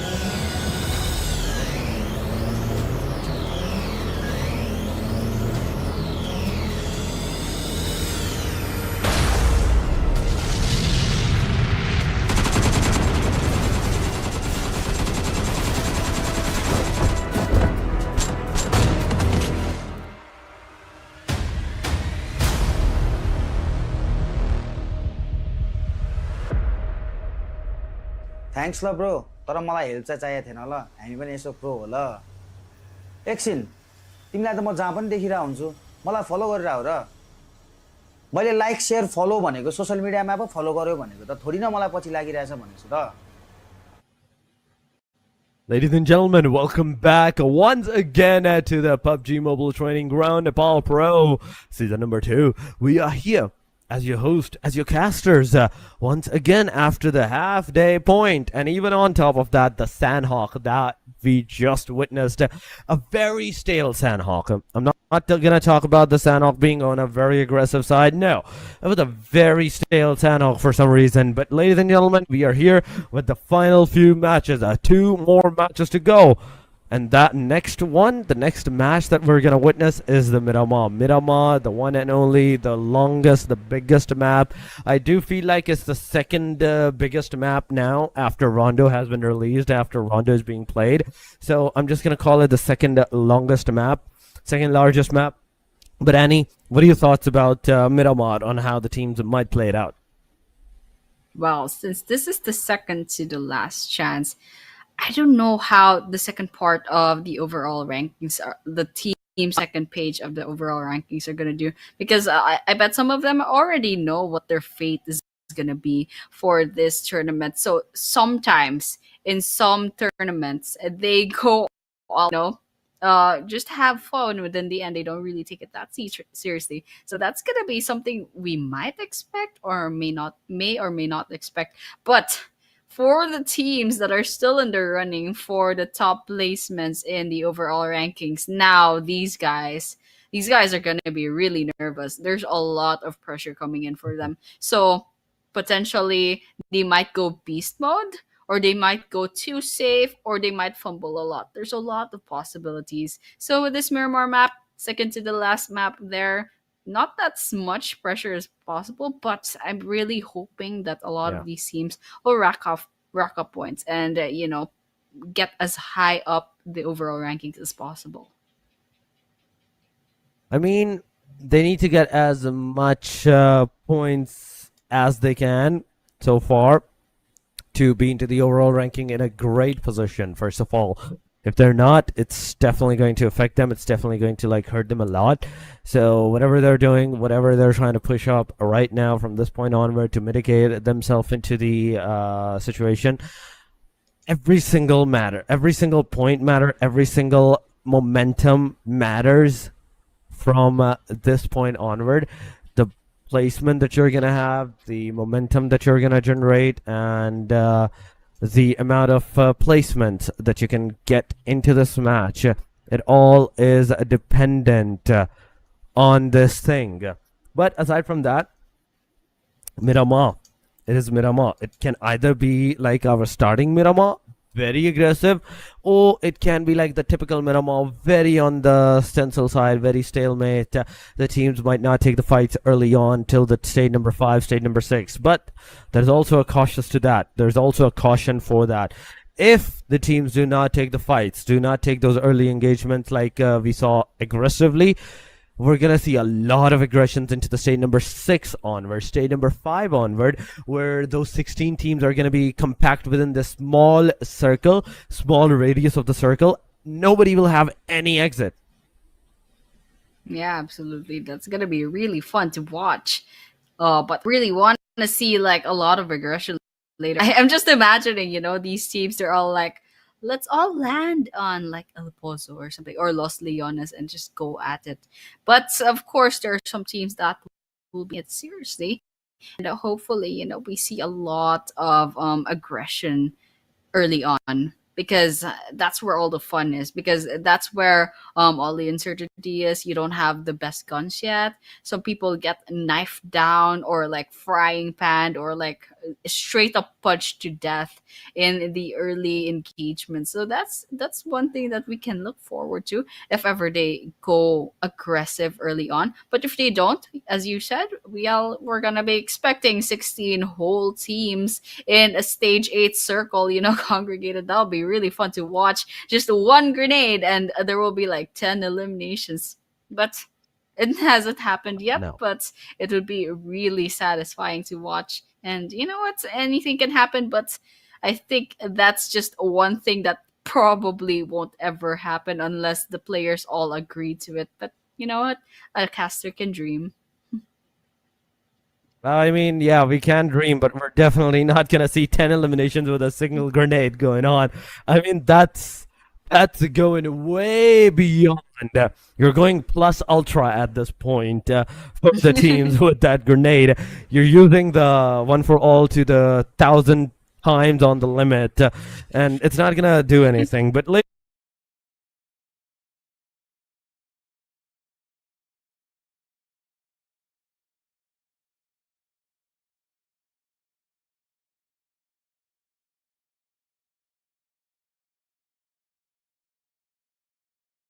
For this match number five, that'll be the Miramar. So with that, well, we will be moving on to the second, the last chance for these 16 wonderful teams to go ahead and prove themselves. So coming in, this is a really strange flight path. This is going to be really hard for the teams, especially for those that like to drop off all the way to the northeastern part of the map. Definitely, Campo Militar is a whole road trip. And I don't think anyone will be trying to, go that place is so far northeast. But what could be really funny right now is the circle is gonna go ahead and come in to Cruz de Valle. I mean, yeah, that's absolutely true. So far, we're seeing from Puerto Paraíso all the way towards near the Alfonso side, the plane line that's going on. The circle where it's going to shift, that's a different story. That's a different momentum that the players or the teams will have to take into the consideration. But I'm seeing Los Leones being contested right now, and A1RG is already on that casualties angle. They are taking that fight. They are getting those casualties, but they might also get some decent number of eliminations. Yes, you are back. Welcome back, Annie. Welcome back. But ladies and gentlemen, Los Leones, 3 teams contesting in that singular city. The circle going to the northern side towards the oasis somewhat, La Cobreria. The Cruz del Valle somewhat, the corner is in the circle. Hacienda del Patron, I would say, is somewhat the centralized position of the circle as well, with the San Martin being also an area that's going to be contested. But Bloods official versus Four Thrives, it's happening at Monte Nuevo. Very interesting drop off points for everyone right now. Oh, we can see there was a grenade over there. EA coming in. Might in trouble with flash. Okay, did not stand a chance from 3 people from E Arena. But over here, live. And is the only one left apparently from A1RG. So this is gonna be a little bit hard. And especially since they have the SMGs and the shotguns still. But 1 grenade and a dream. He get the damage that he needs. I don't think it's gonna be possible, but still, well, it will be the second to the last chance for this A1RG. And if their last player goes down, it's just all over for them. But over here, Bloods official. Wait a minute. Yanko and Galacticos entered with 2 players in the lobby. Secret with only 3. A1RG with 3. Is this gonna be nasty? This is gonna be a little bit hard, and for the fact that this is gonna be their second to the last chance to get points on the leaderboards is gonna be a little bit hard. I mean, going into this phase, we're seeing the early fights that's occurring. Yangon has joined this match with just the 2 players, but you can see Nomshing's at Force versus R8 getting into those casualties. A1RG just down to the very last guy as well in this area. He's also the solo person remaining, and the situation is not looking good for him. It's not looking good for the person. Be very careful on what you're going to do and how you're going to play this game up for yourself.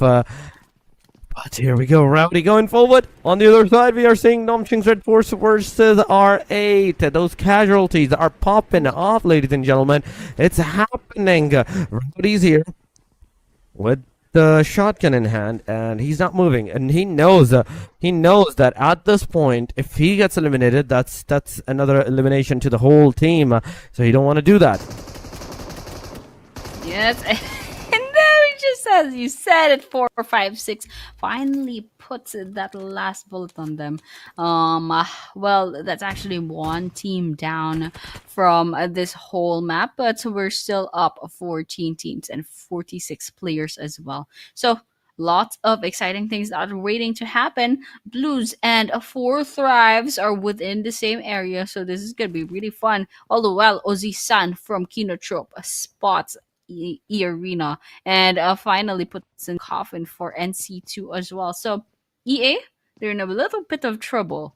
They're down into 2 players too, but then again they are already up 3 eliminations. So it's not that great of a trade off, but still, Arena managed to get a lot of points on their side. So, what they can do right now is play it a little bit more safe than usual because they definitely want to go for those placement points and then get as much kills as possible without being too aggressive and risking getting picked off really early on. Right now, it's just that one elimination, one full team wipeout that we just witnessed. But going on, okay, Yangon Galacticos is down to the last player as well. They joined with 3 men, but there we go. Namching Red Force, they're first. They're the one that's going to be eliminated right there. Bigatron by Vitality in this match as well. Even though they're kind of lacking now, 25-27 points of a difference that's going on between number 1 and number 2 to these guys. They are in desperate need of a winner chicken dinner. That needs to happen. That needs to be done. But going on, we are seeing Bumblebee, all the 4 players of the Bigatron, but look at the kill feed. It is Bluzz versus 4 Thrive. 4 Thrive losing the players, but Bumblebee also shooting with the Mini 14. Tap, fires on DRX. The team that is on the very top. They managed to get DRX out of this equation, out of this match. That changes everything. After just a single win of a chicken dinner, they might be eligible to secure that number 1 position once again for themselves.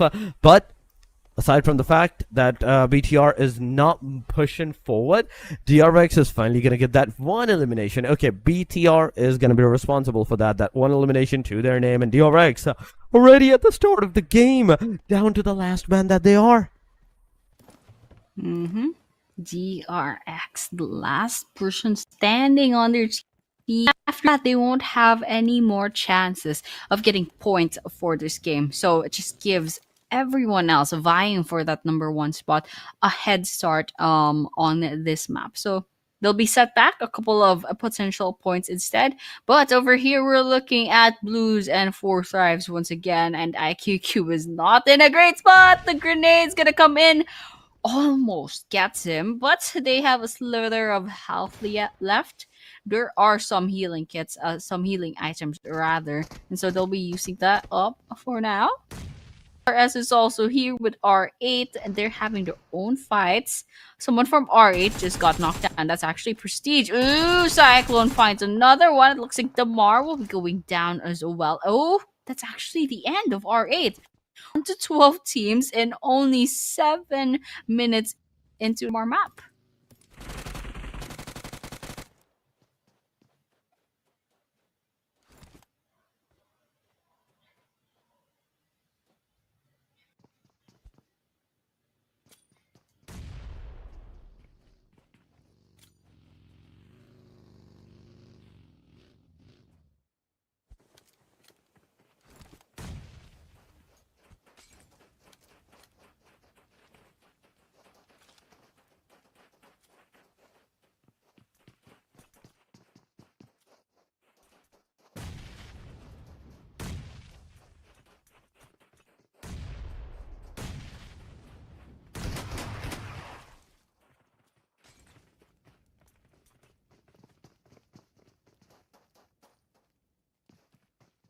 Yes, Annie, the situation kind of overturning for Arena, and oh my god, those grenades are actually making a lot of casualties on the players. This is not looking good. Wrangle is still yet to come. Miramar it's going super haywire. It's completely going to the aggressive stances for Thrives. You can see these guys close to Bluzz Gyro Sir using that fire bow, that explosive bow, to maybe try to get some casualties done on the Four Thrives player. But Four Thrives is very unique over here. They're very clever. They've gone back into the cover side, and they're making sure that that fire bow, that explosive bow, is not going to make any kind of connections on them. Absolutely. This is gonna be really fun. We're just watching still. Four Thrives versus Bluzz. Four Thrives down to 2 players left. Bluzz, however, still 3 players. It looks like Xerox and IQQ are in the same building rather, and T24 just a pretty good vantage point. But on the other hand, I don't know if they have the resources to go ahead and go really aggressive. But at this rate, well, Four Thrives and Bluzz will have to move sooner or later. But here we have it. Bigatron by Vitality. Kureen needs that revive. They're on the red, and everyone else is still alive. So this is a really good sign for Bigatron by Vitality. Now that TRX is down to just 1 player, they have the chance to go ahead and get as much points as possible and get a head start against TRX. With that, Risey finally gets it started. Bumblebee gets the elimination, but on the other hand, Karina finally gets eliminated off. Oh, they definitely did. The Bigatron by Vitality so far on your screen as Bumblebee is trying to get some elimination. Cyclone is there, getting a shotgun connected. 2 more bullets, 2 more bullets. You have to make a connection here. Hydraulis is going forward, and at the same time, Cyclone closing in, getting that final nail in the coffin on the player. Ooh, BTR out of the game as well. The RX is still surviving. This is absolutely criminal at this point. What's going on with all of these players? With all of these teams, the teams that did so good on the day 1, day 2, and even DRX right now, after securing that extra 25 points from number 2 to number 1, they're just chilling there. They're like, okay, even if we get eliminated here, it's not gonna matter too much, but that's not the way to go. You have to make sure that every single match counts for you. Absolutely. This is just amazing. I mean, this is the beauty of the last few maps. You just see teams either going beast mode or just suddenly fumbling so much. And that's exactly what we're seeing right now. Okay, we're taking a look at what Bluzz and 40 are doing, because they definitely... Oh, there we go. T24 finally goes down, and with that, the whole of Four Thrives. But everyone has to keep moving. Bluzz has to keep moving because they are within the blue zone. And look at their health. Blue zone. Bluzz is getting blue zoned. And DRS giving all the while. Cyclone still alive. Four eliminations for DRS's Cyclone. And I just like screamed because I saw that grenade. But it's a good thing Yeta Uta managed to survive that. But the question is he gonna stay alive? East comes in. Oh my gosh, why are you just standing there? There we have it. Jumps out the building and gets shot down by Zan. With that, DRS says goodbye. We're down to 7 teams. 12 minutes into the game. I think it's gonna get even lower since Sleepy Horror finds as Tribe Aromacy from a distance. Lots of things happening. Lots of reds and lots of bullets connecting, and this is just so... Oh my gosh, Delta versus Jigglehora. Throw a grenade. Not gonna hit anyone. I think Gante got hit, I'm not sure. Rig is low on health. Lots of grenades coming in. Jigglehora running for their lives. I think he's gonna go ahead and disengage because I think Hora. It's just Jigglehora that's within the vicinity. I mean, right now, we do have to see what's gonna happen. This situation is not looking that good for the whole esports, as they're completely out in the open. But what a beautiful dodge going around. But this time, the spray goes on one, like a singular area. The Jigglehora actually jiggling, walking right into that spray himself, getting himself a knockdown. 3 players that they are. It's kind of looking not good, not looking too good, as they will be forced to maybe either get that survival done, or take the fight against the guy at the DRX, the solo guy, because if he starts to get more and more elimination, the overall ranking is just going to soar more and more high. Yeah, absolutely. And well, we'll have to keep an eye out for the last of DRX. But all the while, we can keep an eye out also for Alpha Gaming, who has the highest amount of points so far.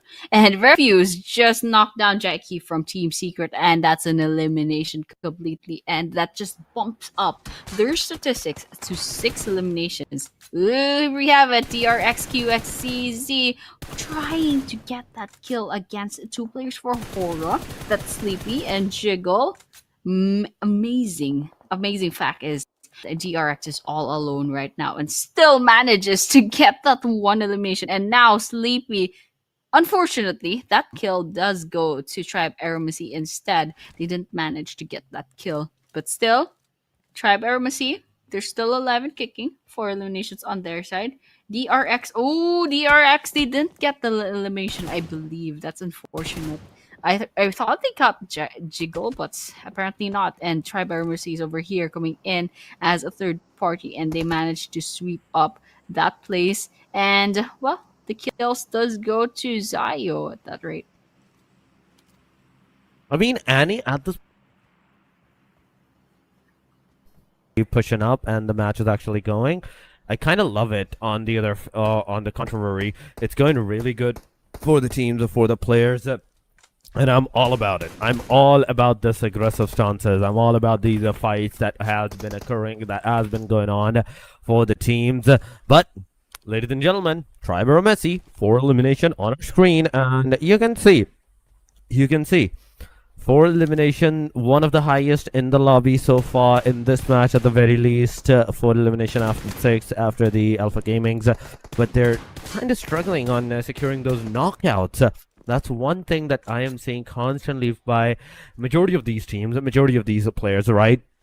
That they're struggling with those elimination numbers that possibly can help them at this point. Those 1-2 elimination numbers where they try to get that and instantly get obliterated by the other teams. That's where the situation kind of go overturned towards them. Secret right now is in front of them, and they're trying their level best. They're not getting any connections. They're not getting any knockouts. So that's that. Aside from the fact that we are going to see Hora Esports on the top of the mountain at the corner of the circle. It's a good start for them, but there's still a lot of places to go. Absolutely, lots of places. Still stage 4, so it's pretty big map, but all the while it's not gonna stop all of these teams for going so aggressive. In fact, we're down to 20 players already. But so we did have 2 minutes of quiet for a while, but over here we have Alpha Gaming finally gets a pick off from one of their, oh no, it's not a pick off, it was just a knockdown. They didn't get that confirmation yet. It looks like Team Secret is in a bit of trouble. I mean, what happened with that Molotov? Oh, well, they're getting stormed in by Alpha Gaming. Let's see if Trang will survive this because, well, Frankie manages to get healed up. Uh-oh, there's another throwable coming in. I think that was... Oh, no. That was just the smoke. The grenade coming in. Ooh. Alpha Gaming is lurking about. They want that kill. Oh, there we go. Refuse gets Frankie. Now all the stuff is Trang. Trang might not be there to revive Frankie, and might not be a good idea. Ooh, I love that play with the gets Refuse down. That's a confirmation. That's a kill as well, but Trang very low on health. One more trip. You trip on a rock, you die. And a Team Secret will be completely eliminated off. But he has time to go ahead and reset. Let's see if they can survive for the rest of this game. I mean, Terang, it's all up to this single individual guy. The players are reviving, healing themselves. The Molotov comes into the way. He's literally on fire. Can he heal himself? The answer is yes. He's finally going to be saved, but the second Molotov is going to take the better of him. It's over for the player, ladies and gentlemen. It's over for this individual guy and for the Team Secret out of the match. Ouchies. Talk about some big ouchies, ladies and gentlemen. that has happened. But officially, we're down to the top 6. 16 teams are remaining into the game. Mini 14 tap from Alpha Gaming's top is going on. And you can see the circle. Alpha Gaming in the circle. Kinotrope in the circle. There's a Bloods in the circle. The Schreiber Messi somewhat in the circle. And Tora Esports just entering the circle and going straight up to the face of Schreiber Messi. Absolutely. Let's just watch and see what's gonna happen right now. Because Kinotrope and Alpha Gaming, there are both like a full squad. No. Alpha Gaming has a one player that is eliminated. Still, it's still gonna be pretty fun. We're watching Horror as well. Horror Esports down to 2 players. No Fear has 2 eliminations. Sky is still up and about trying to throw the throwables against them. And No Fear is inside of this house and just waiting for the right moment to strike. But definitely, they do not have the numbers advantage, especially against Kinotropia, against Tribe or FC, who still have full squads. However, Blues down to 2 players. DRX still holding on to dear life.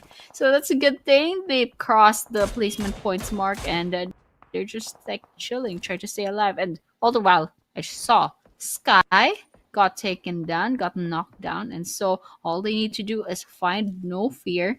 And then, well, Horror Esports will be saying goodbye. It's top 6, and whosoever is going to make the mistake is going to be absolutely decimated, ladies and gentlemen, from this point onward. Horror Esports, solo player, come on, you have to somehow get to Sky Horror. You have to get that revive. Call Sky Horror towards you, behind this rock that you are. Get Sky, this is the time. But try, bro, Messi. You can see them at the corner, slowly approaching the situation, finding out the players of the Kino, and you can see the shots going around, flying around toward the player's premises. The damage is done. There's a slight bit of damage that has been done, but not enough because you're so far away. The bullet damage is gonna get really low, and the opportunity that you even have of securing that elimination, even if you do manage to secure a knockdown, it's really low. But no, it's not gonna stop him. It's not gonna stop this guy from getting those elimination. As you can definitely see, he gets a knockdown.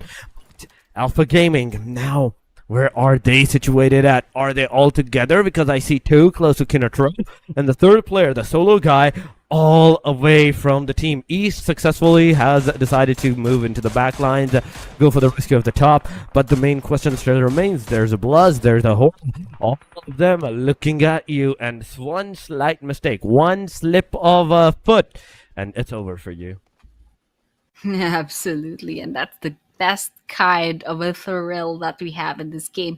But, well, we're still up in 16 players remaining, and so far Alpha Gaming is doing really well. Horror Esports still alive. No Fear and Sky still up and kicking as well. Tribe Eremacy is up in the elevations, but actually I think it was a split push. Half of their team is up in the hill and half is down in the plains where everyone else is. But, well, I guess after that 15-minute mark, everyone kind of like wanted to stay put and not get picked off. Well, top finds Mark. Ooh, the play zone takes away DRX, and with that, that's one less team left. Now we're down to our top 5 teams. That is Alpha Gaming up top, Tribe Eremacy, Bluzz, Akinotrop, Hora, and I think Mark is gonna be in trouble, and East swoops in and gets that elimination for their team. Oh my god, it's top 5, ladies and gentlemen. Hora with the duo, Kinotrope with the trio, Bloods with the duo, Tribe Eremacy. In the midst of all of this chaos and action, they're the only team with a full squad in Alpha Gaming that has 10 elimination with a trio as well. So things are looking really good for the team Alpha Gaming. If they continue this momentum at that aggression, the second chart, maybe they're going to be able to get into the first chart with this. But the grenade from Zeol, it's not going to make any kind of connections. Kinotrope is kind of scattered. Even if you do get a one knockdown, you're not gonna know the exact location of the rest of the players, so you're always gonna be like thinking of where the players are, where they're situated at, where they are at right now, and if they are close to you, can you get those eliminations for yourself? The answer is yes. You've managed to get a one knockdown. It will turn into a confirmation in a short while. So far, it's not looking too good, as Kinotrope is super scattered away. There is no one to like even go get that rescue done on towards the players, or even provide a cover as the rescue actually happens. Absolutely. So let's just see what happens. Oh, Alpha Gaming, however, I don't know if they'll get another kill at this rate, but they're doing really well. They are riding this momentum, not just in this game, but also the previous games. They're always like, it doesn't mean that they're always getting the winner in chicken dinner, but they're racking up a lot. So that's really good consistency on their part. But over here, they have their eyes over a Tribe Armacy and also Tamara from Kinotrope. Ooh, but that bullet isn't enough. It's not dealing enough damage. Dial, however, almost down to half their health from stray bullets from afar. So, well, we're just watching and seeing what happens. Delta coming in, going against Finale, wins the 1 versus 1, and that's a finisher on the title from Alpha Gaming. However, that was a kill steal, ladies and gentlemen. That's kind of sad. But over here, Keto finally says goodbye. Now we're down 4 teams. That's EPG, AST, Plus, and Hora. Still up and standing, still vying for that winner chicken dinner. I mean, that's absolutely true. Right now, they are making sure that they survive for the Winona Chicken Dinner. Tribal Messi with the 4 elimination. Now they're throwing the grenades on towards the Alpha Gaming. Alpha Gaming not receiving enough grenades on the damage side that can take them down, but a retaliation grenade is coming. Rig getting that damage on him. It's a great start. No matter what's happening, there's always this team. 13 elimination. Alpha Gaming has 1 step ahead of every single one of the players, one of the team. But the backstab, they have to be really, really precise on if they are covering their backstab or not. Because if there is someone with a backstab, oh my god, that might actually turn over for you. Giante throwing a grenade once again. 2 seconds. 1 second. It's going to go close to top. It's going to do a slight bit of splash damage, but not enough. Still not enough. There's also another game. Triber, Messi, Hora Esports, these 3 total teams close to the proximity. You can see Rig getting a lot of damage. Now East closing in from different angles. He's finally going to spot down Giante. The shots, the sprays, it did not make any connection. And the face-to-face fight, it's going to happen. Whereas East is going to be down. Giante low on that HP. Nobody's coming. Top finally is to get that elimination on Giante. The damage is going to be done. No. Giante doing off 1 versus 2 against the players of Alpha Gaming. Now Zul, the one and only hope, the final hope for the team. Everything is riding on the shoulder, and Giante is gonna actually pull up a 1 versus 3 against the team APG, ladies and gentlemen. Alpha Gaming out of the match, and Giante's beautiful 1v3 made it happen. I don't know. Let's see. Oh no. Actually, Giante finally falls by the hands of Horror Esports. Now it's between Horror and a Bluz official. So beautiful footwork coming in from Alpha Gaming and AST just a while ago. But unfortunately, in the end, none of them will make it to the top 2. So this is between Horror and Bluz. 2 players each side.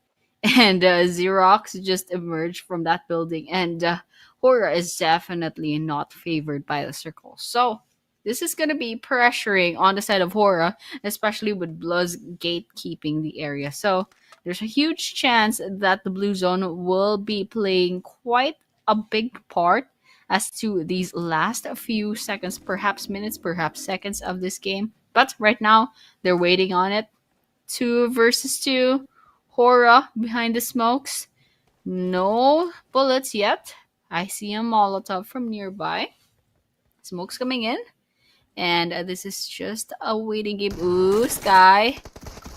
Oh, there we go. Some bullets coming in. Xerox not taking damage. However, no fear. Right behind them. I think this is a sandwich. Oh, there we have it, ladies and gentlemen. We have a winner chicken dinner. And this is, once again, our last Miramar map for this tournament. So, there's only one map left. So this is gonna be a really pressuring, very, very pressuring for the teams later on. I mean, it has been an amazing, amazing winner chicken dinner for the team. They did a very great and amazing job of securing that winner chicken dinner. But I'm not sure what happened to Alpha Gaming at one point in time. They were doing so good, but to be 1v3'd out by the hand of Giante from Tribero Messi, that was a very, very wrong move that they just pulled out onto them on themselves for some reason. They were not together, they were not pushing together, and that kind of a confidence that they had with the 13 elimination to their name, I think that confidence kind of overturned into overconfidence. That was the one responsible for their eliminations. But aside from that, what a match it was. What a match it was. No matter who's going to have the winner chicken dinner, there's only going to be one name, I believe so, at the very top, and that is going to be Alpha Gaming at the very least in this match. Absolutely. Alpha Gaming had a lot of points. I think they had the double digits for the kills, just the kills itself. So with that and a lot of placement points as well, it's gonna put them a lot higher up in the over ranking. But I can't quite remember where they are sitting from the previous table, but it's definitely gonna jump off just a little bit more than usual. Oh, there we have it. Horror Esports sitting at number 2. Oh my gosh. I did mention that there's a possibility that one of these teams are going to overtake BTR, and that's exactly what Horror Esports did. 6 eliminations and the placement points of 10, and now they are the number 2, dethroning BTR from over there. So BTR got dethroned twice today, so it's DRX sitting up top, Horror Esports at number 2, and here we have the individual team stats. No Fear Horror, 5 eliminations. A Sky Horror with 1. Jiggle and Sleepy both got picked off quite early on. You can see that with the damage dealt. But No Fear definitely has no fear. That's 1050 damage dealt to the 5 total eliminations. And Sky Horror as well. 426 damage and 1 elimination. All the while Jiggle Horror was alive, they dealt 213 damage, and Sleepy had just double digits. I mean, he did had a decent number of damage on those eliminations. But here we go, ladies and gentlemen, we have the summary. 0 vehicle elimination, Bumblebee with the longest elimination number to his name, 393. Mita is the number, 3 airdrops, 3 grenade elimination. Ooh, we did not had too much of grenade eliminations this time around. But going into the total elimination number, that's 53. MVP of the match is none other than the one and only Nofia 911, ladies and gentlemen. He is the MVP of the match. 5 eliminations, 1,050 damage that he's gonna do. But aside from that, aside from him, there's 67 meters is the longest elimination that he is going to secure. So not even 100 meters of a distance, 25, 26 minutes that he survived into the match. So a decent survival, nonetheless, going into the damage graph chart. This is where the diversity actually starts to happen. This is where the changing actually occurs. Whereas APG couldn't get the winner chicken dinner, they had the highest elimination, they had the highest damage of all the lobby, 2,292 with 13 elimination. And you can see the rest of them just dropping down, going to the match leaderboard. It is Alpha Gaming, 13, 17 total points. 16 for Hora, 12 for Tribero Messi. We have 10 for Bluz. We have Kinotrope with the 7, DRX with the 7, 4 for RA, 3 for E-Arena, DRX with 2, Team Secret with 2, 4 Thrives with 2, NS, BTR, A1RG with 1, and Yangon Galacticos couldn't manage to secure a single point in today's match, in this match. Mm-hmm. Yep. Alpha Gaming with the number 1 spot on the match. But this one, overall leaderboards, DRX, pretty considerable amount of gap between them and Horror Esports. So they're sitting up top at rank number 1, and I don't know if there's a chance that Horror Esports can overtake DRX, even if DRX basically misses the next game. But that's unless Horror Esports 26 points in the next game. DRX practically sitting there at number 1 already. BTR, however, just 1 point away from catching up to Horror Esports. So they have to work extra hard in this last map. That's the Erangel map to end the tournament. And yep, this is the MVP race. We have Team Secret's Chaiki. We have Zayo. Okay, we have Rig. And there's a pretty huge jump from Zyle to Sky from 34 to 23. But Jackie and Zyle, they're only one elimination away from each other. I mean, yeah, that's absolutely true. But one thing, Annie, is the fact that MVP is also going to receive a slight bit of prize pool for themselves. Remember this. As we remember, MVP had, I do believe so, $100 for themselves. I'm not quite sure if they received the $100 or it was just the title of the MVP. But yes, there was the award for the MVP as well. But this season number 2, I don't know how much prize money is concluded to the MVP of the match, MVP of the whole tournament, to the MVP of the whole tournament. But yes, 400 for the champions, 250 for the second, 175 for that third placement, and fourth placement. The only placement that's going to have another prize money for themselves is going to be the fourth place. But right now, we're about to head into the very last match, the final match of the PMTG training ground, Nepal Pro season number 2. But heading over to that, before going into the very final plane path, we're going to go and take a short break. Do not go anywhere. Stay here with us. We'll be right back. Neon Outpost, Black Market, Astroden. Bro, अब यो नभन कि तिमी पोर्टलबाट एस्ट्रोडेनमा गएर fight हाने छैन भनेर. Okay, केही त भन न. ताजा खबर. Optimus Prime र मेगाट्रन र अप्टिमस छ त्यहाँ. कसले जित्छ होला? मेगाट्रनले जित्छ कि अप्टिमस प्राइमले जित्छ? अप्टिमस प्राइमले त बन्चरले छाप्पै छप्काइदिन्छ. अनि जति लेभल बढ्यो त्यति ओपी. हुन त मेगाट्रनको पनि लेभल अप हुन्छ, तर मलाई चाहिँ अप्टिमस प्राइमै मन पर्छ.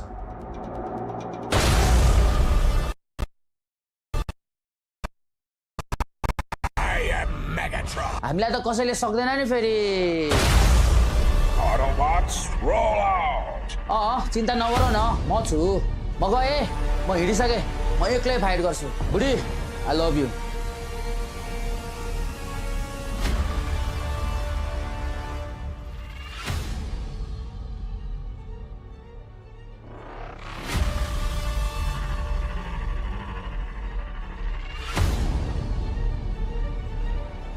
The epic Transformers Showdown event is here. Get a free Bumblebee voice pack, enhanced edition, and a new legendary outfit.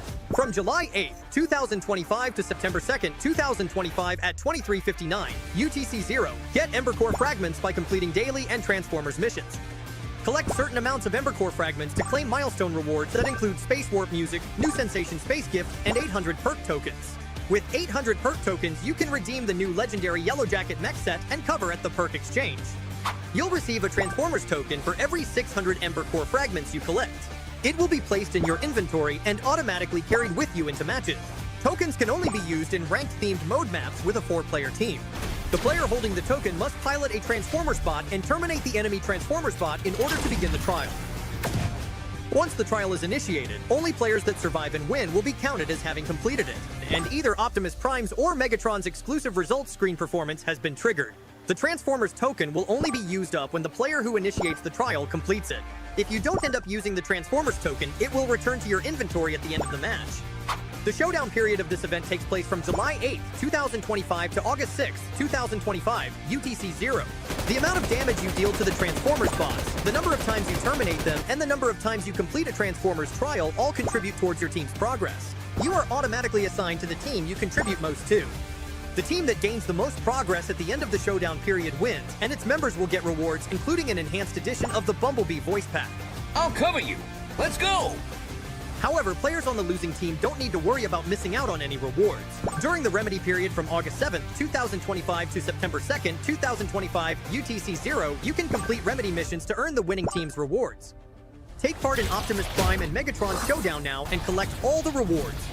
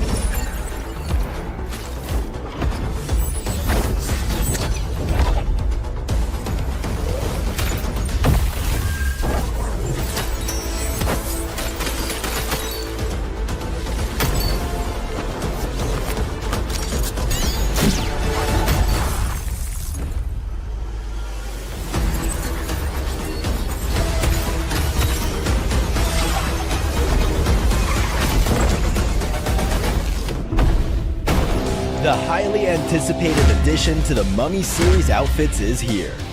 Paired with the new Ice Tomb Glider, the Polar Spectrophage set is just what you need to freeze your enemies. Or send them ablaze with the Inferno Fiend set's new upgradable Chain Inferno Uzi. All the Mummy outfits are back. Get them all. Join now and collect the whole series to turn all eyes on the battleground. Event period, July 10th, 2025 through September 2nd, 2025.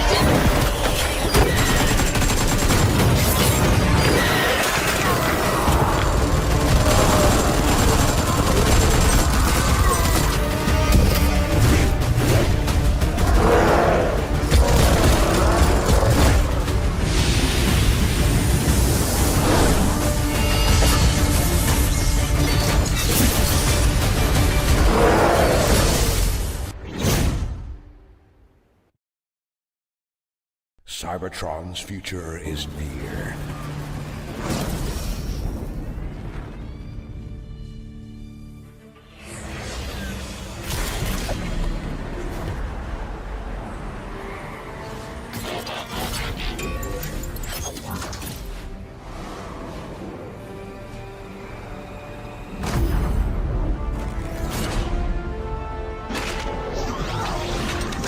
Autobots, roll out!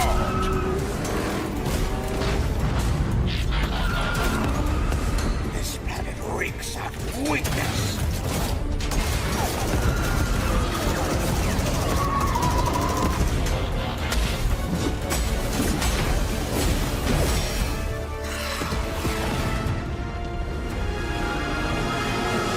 Your courage reignites my spark. We'll crowd a new load of Cybertron.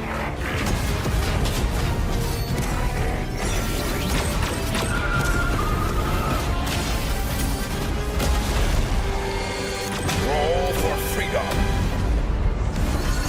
A victory for all sentient beings.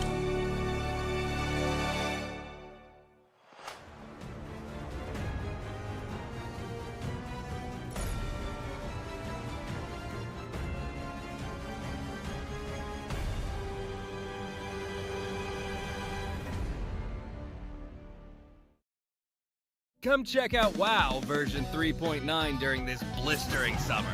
But watch out so you don't get blasted by ink. The new Ink Blaster fires ink in multiple different colors. Like other firearms, it deals damage, but it also splatters anything it hits with ink. Look at how much fun they're having. Look, seems like the pool party's got some fierce-looking guests. The Smog Zombie and Spitter Zombie have been added to WoW. They're not easy to deal with.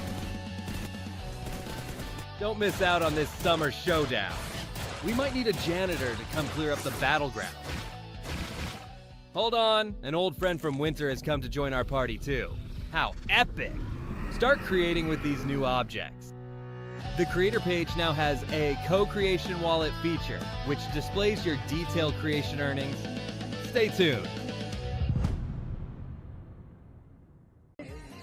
Is the gloves with Teddy, the headband, and also the tail.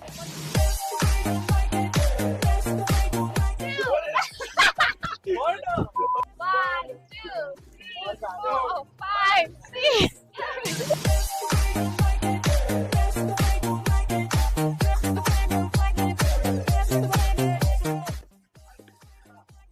Oh my god!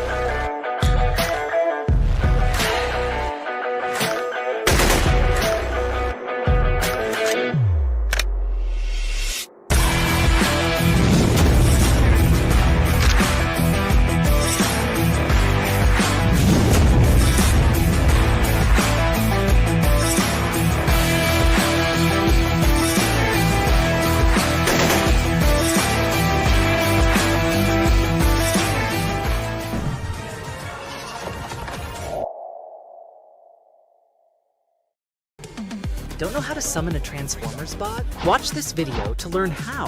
To summon a Transformers bot, you first need to obtain a Space Bridge beacon, the Neon Outpost's core crate, Astro Den's winner's crate, and supply shops are guaranteed ways to obtain a Space Bridge beacon. There is also a chance to obtain one through other means. Neon Outpost Premium Crate. Search supply piles. Space Bridge entrance. Classic area themed crate. When the sky darkens at 400 seconds into the match, you can equip the Space Bridge beacon to the throwable. Ladies and gentlemen, welcome back once again to the PUBG Mobile Training Ground Nepal Pro Season number 2. This is your host and your caster, Storix, and with me, Annie, once again for the final desk segment, for the final match as well. But Annie, it has been a delight with you throughout this whole journey, but we still have one more match to go. We still have one more game to conclude all of this and find out who is the champion. Yeah, just a while ago you sounded like you were just about to leave your desk, and then they're like, "Oh, good luck, Annie. Good luck with the last match." But yeah, this is gonna be our final. You would never, absolutely. But this is our final match for this whole tournament, and this is a lot of pressure coming in to our 16 wonderful teams who are participating tonight. So, PUBG Mobile Training Ground. Last match, the Erangel map. So we're going back to the basics. We're going back to the first map that everyone has stepped foot on this game. So everyone else is very familiar with this map. They know where to drop off. They know where to hide. They know where all the vehicles are. They know where all the good stuff are. So there's no excuses. They have a very big advantage in terms of knowledge, in terms of the map, in terms of like drop off points and strategies. So it's all about skill, and they're just gonna go ahead and fight it all out in this last match. It's all about how well you can play this Erangel match out for yourself.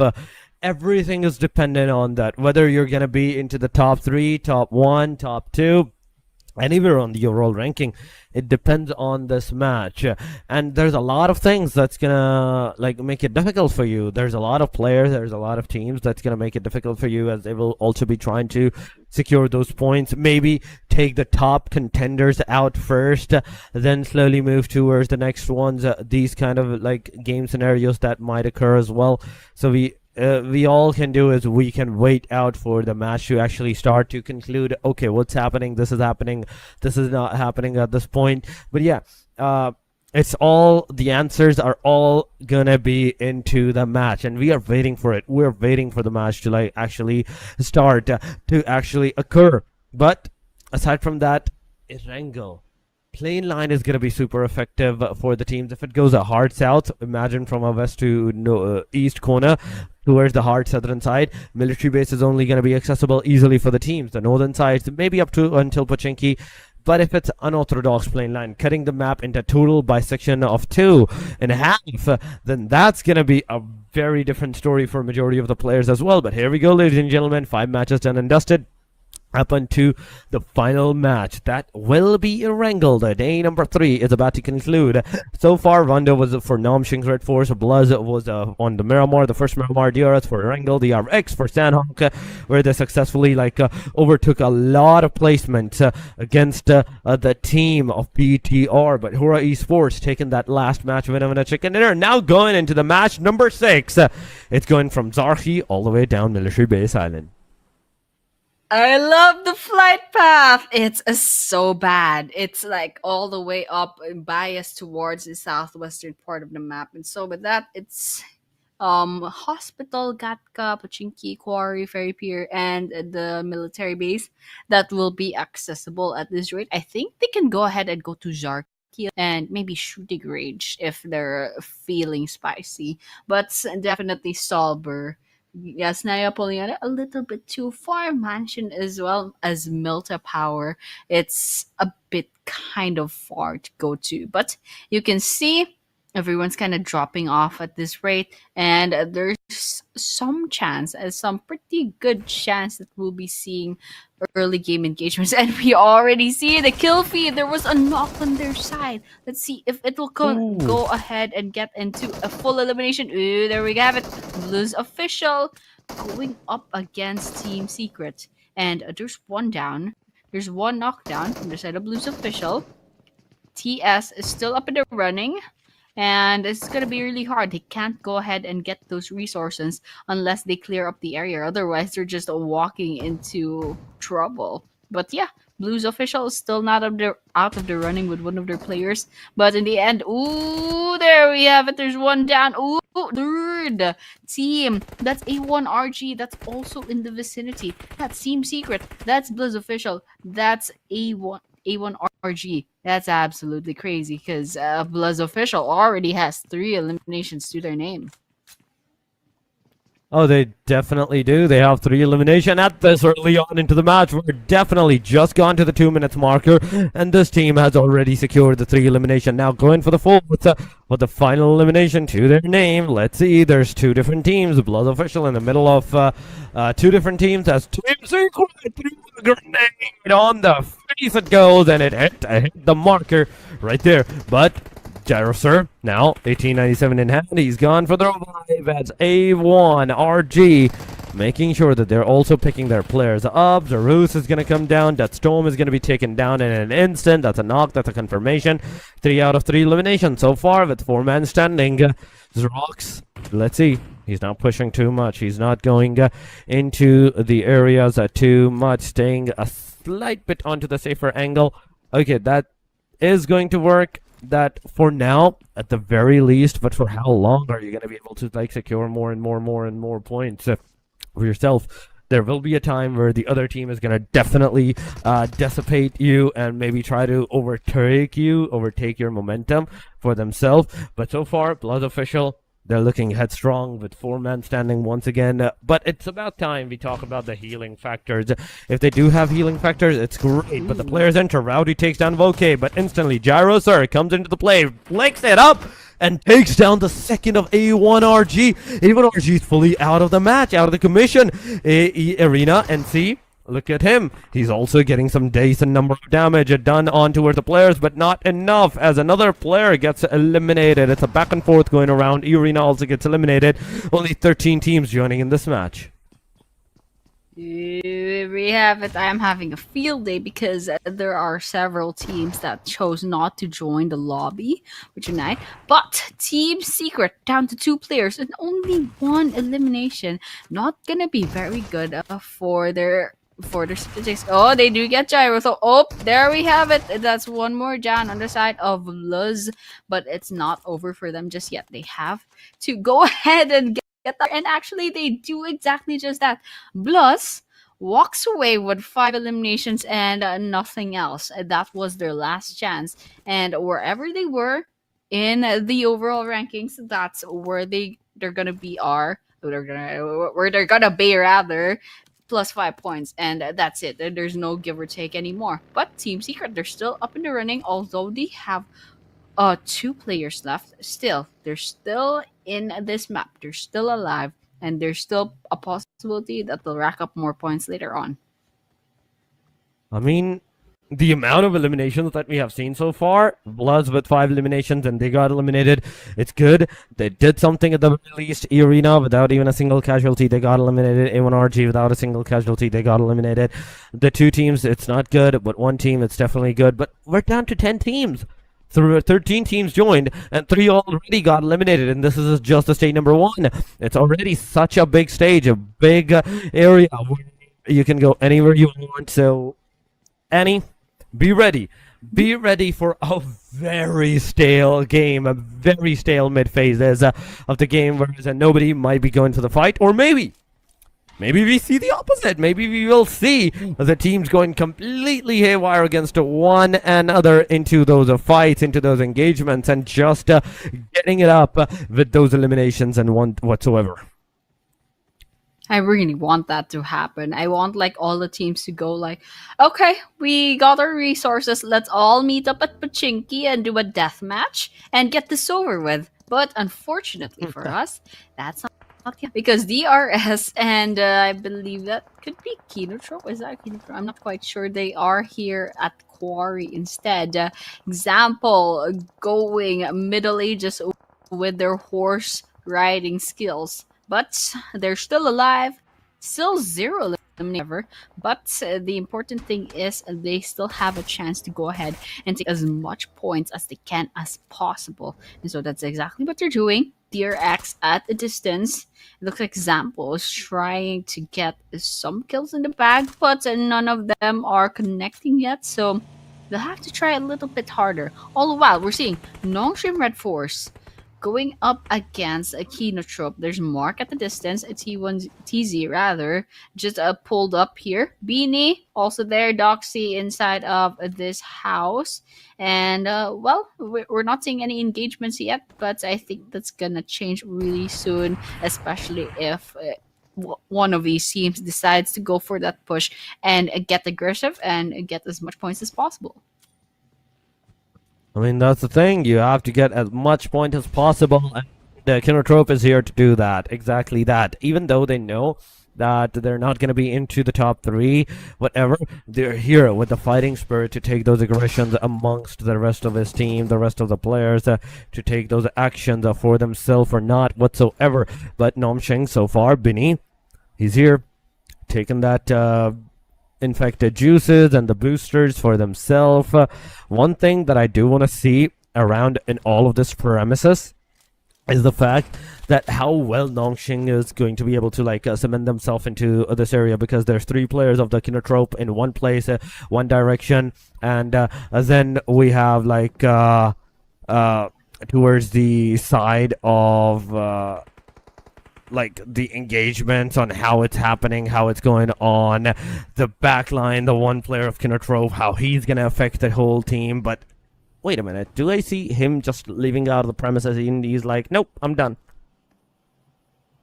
Same Same, I'm done. I'm out of here. It's just kidding. We're not done just yet. We still have 10 teams up and running and 38 players left standing. But after the initial onslaught in the early game, it doesn't seem that there's much thing. Oh, Nangshim going in for the kills. Oh, that was really effective.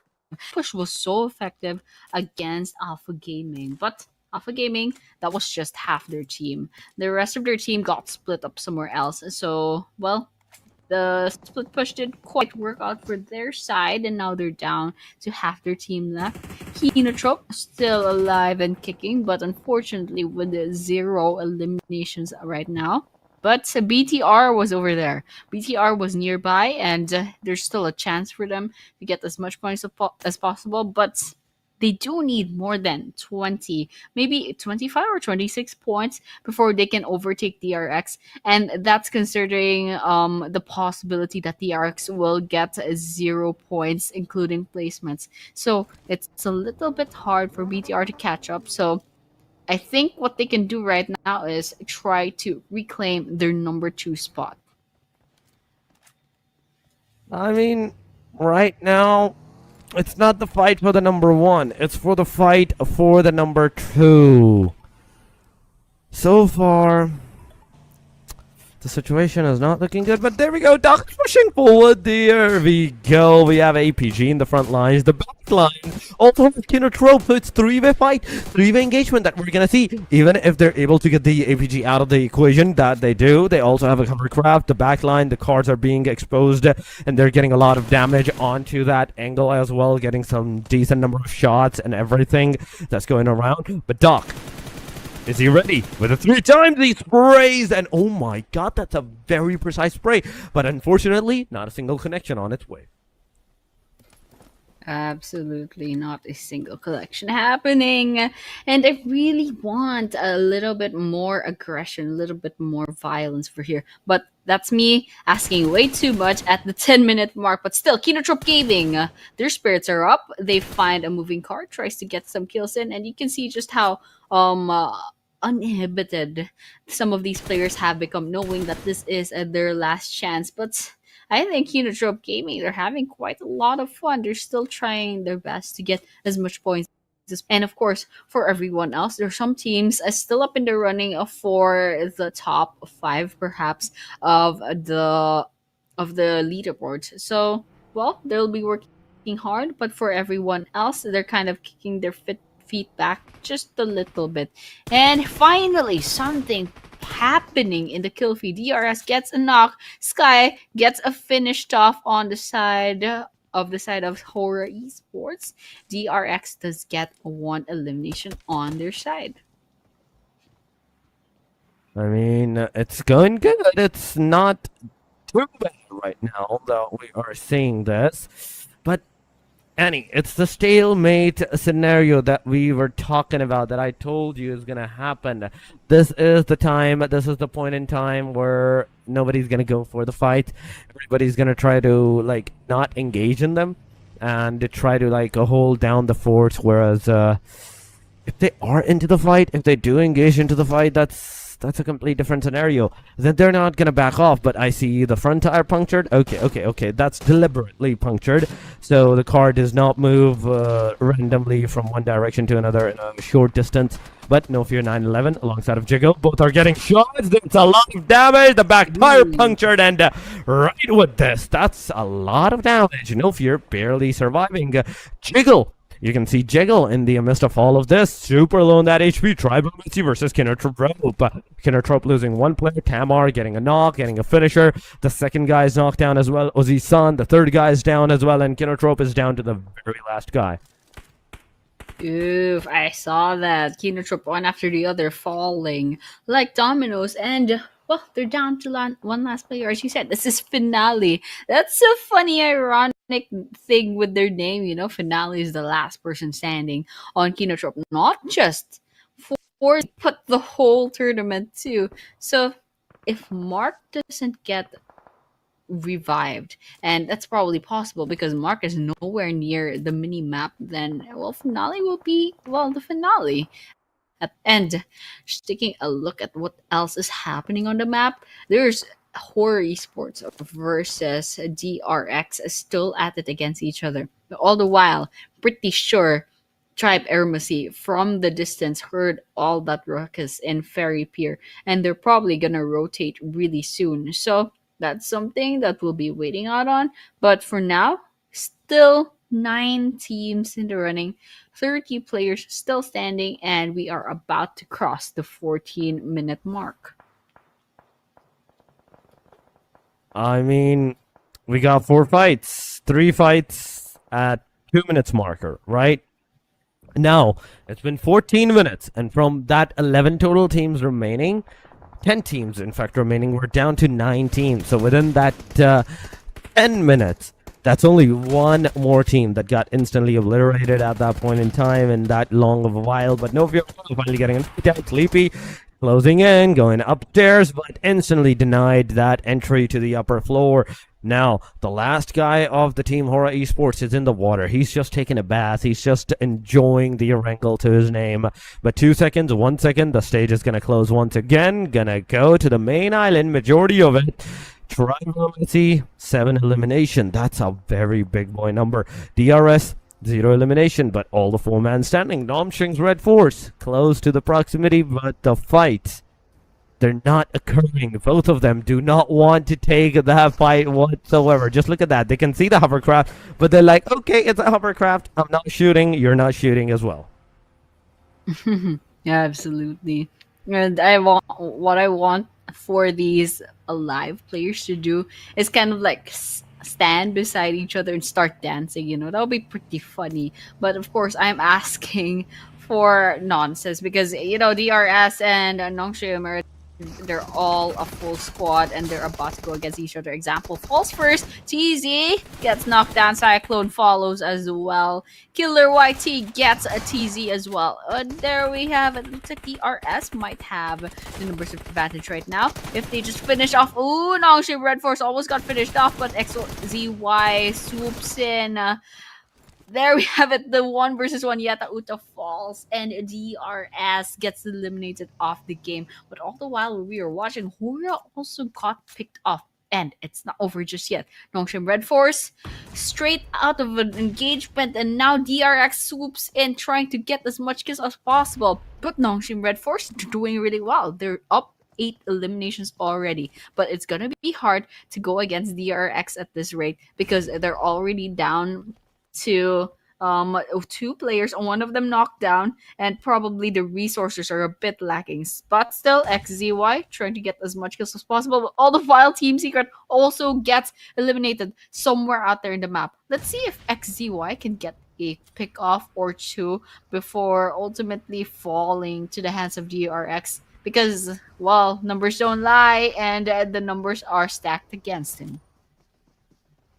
Oh yeah, the numbers are definitely stacked against him at this point, and his location is revealed. The grenade is definitely going to go, but before that happened, Nia from the top of that sniper tower, of that watchtower, he's going to take him out. It's over for another team, DRX. Even the last match, they are making sure that they're getting some point, so they can still be at the very top of the leaderboard when we see our champions going around. Tribe Messi 0 alongside of the rest of his team. 9 elimination that this team has secured. A decent and amazing number of elimination that this team has so far. Tribe Messi, they have successfully took down 2 squads, 1 solo player somewhere in the proximity. Kinotrope is down to the last guy, 0 elimination. DRX 4 elimination, 4 men standing. R8 3 elimination, 3 men standing. But BTR, I want to see BTR, the top of the mountain team right now, close to the Corey region against the Tribe Messi, if they're actually going to go take those fights or they're just going to chill around for a little bit more. There we have it. We're definitely chilling around. Delta has to cross spots at the movement, but they're definitely not shooting just yet. Just waiting and seeing. Oh, there we go. Gante still alive, still looking out for any potential kills. Megatron by Vitality. 0 eliminations, and they have to worry about going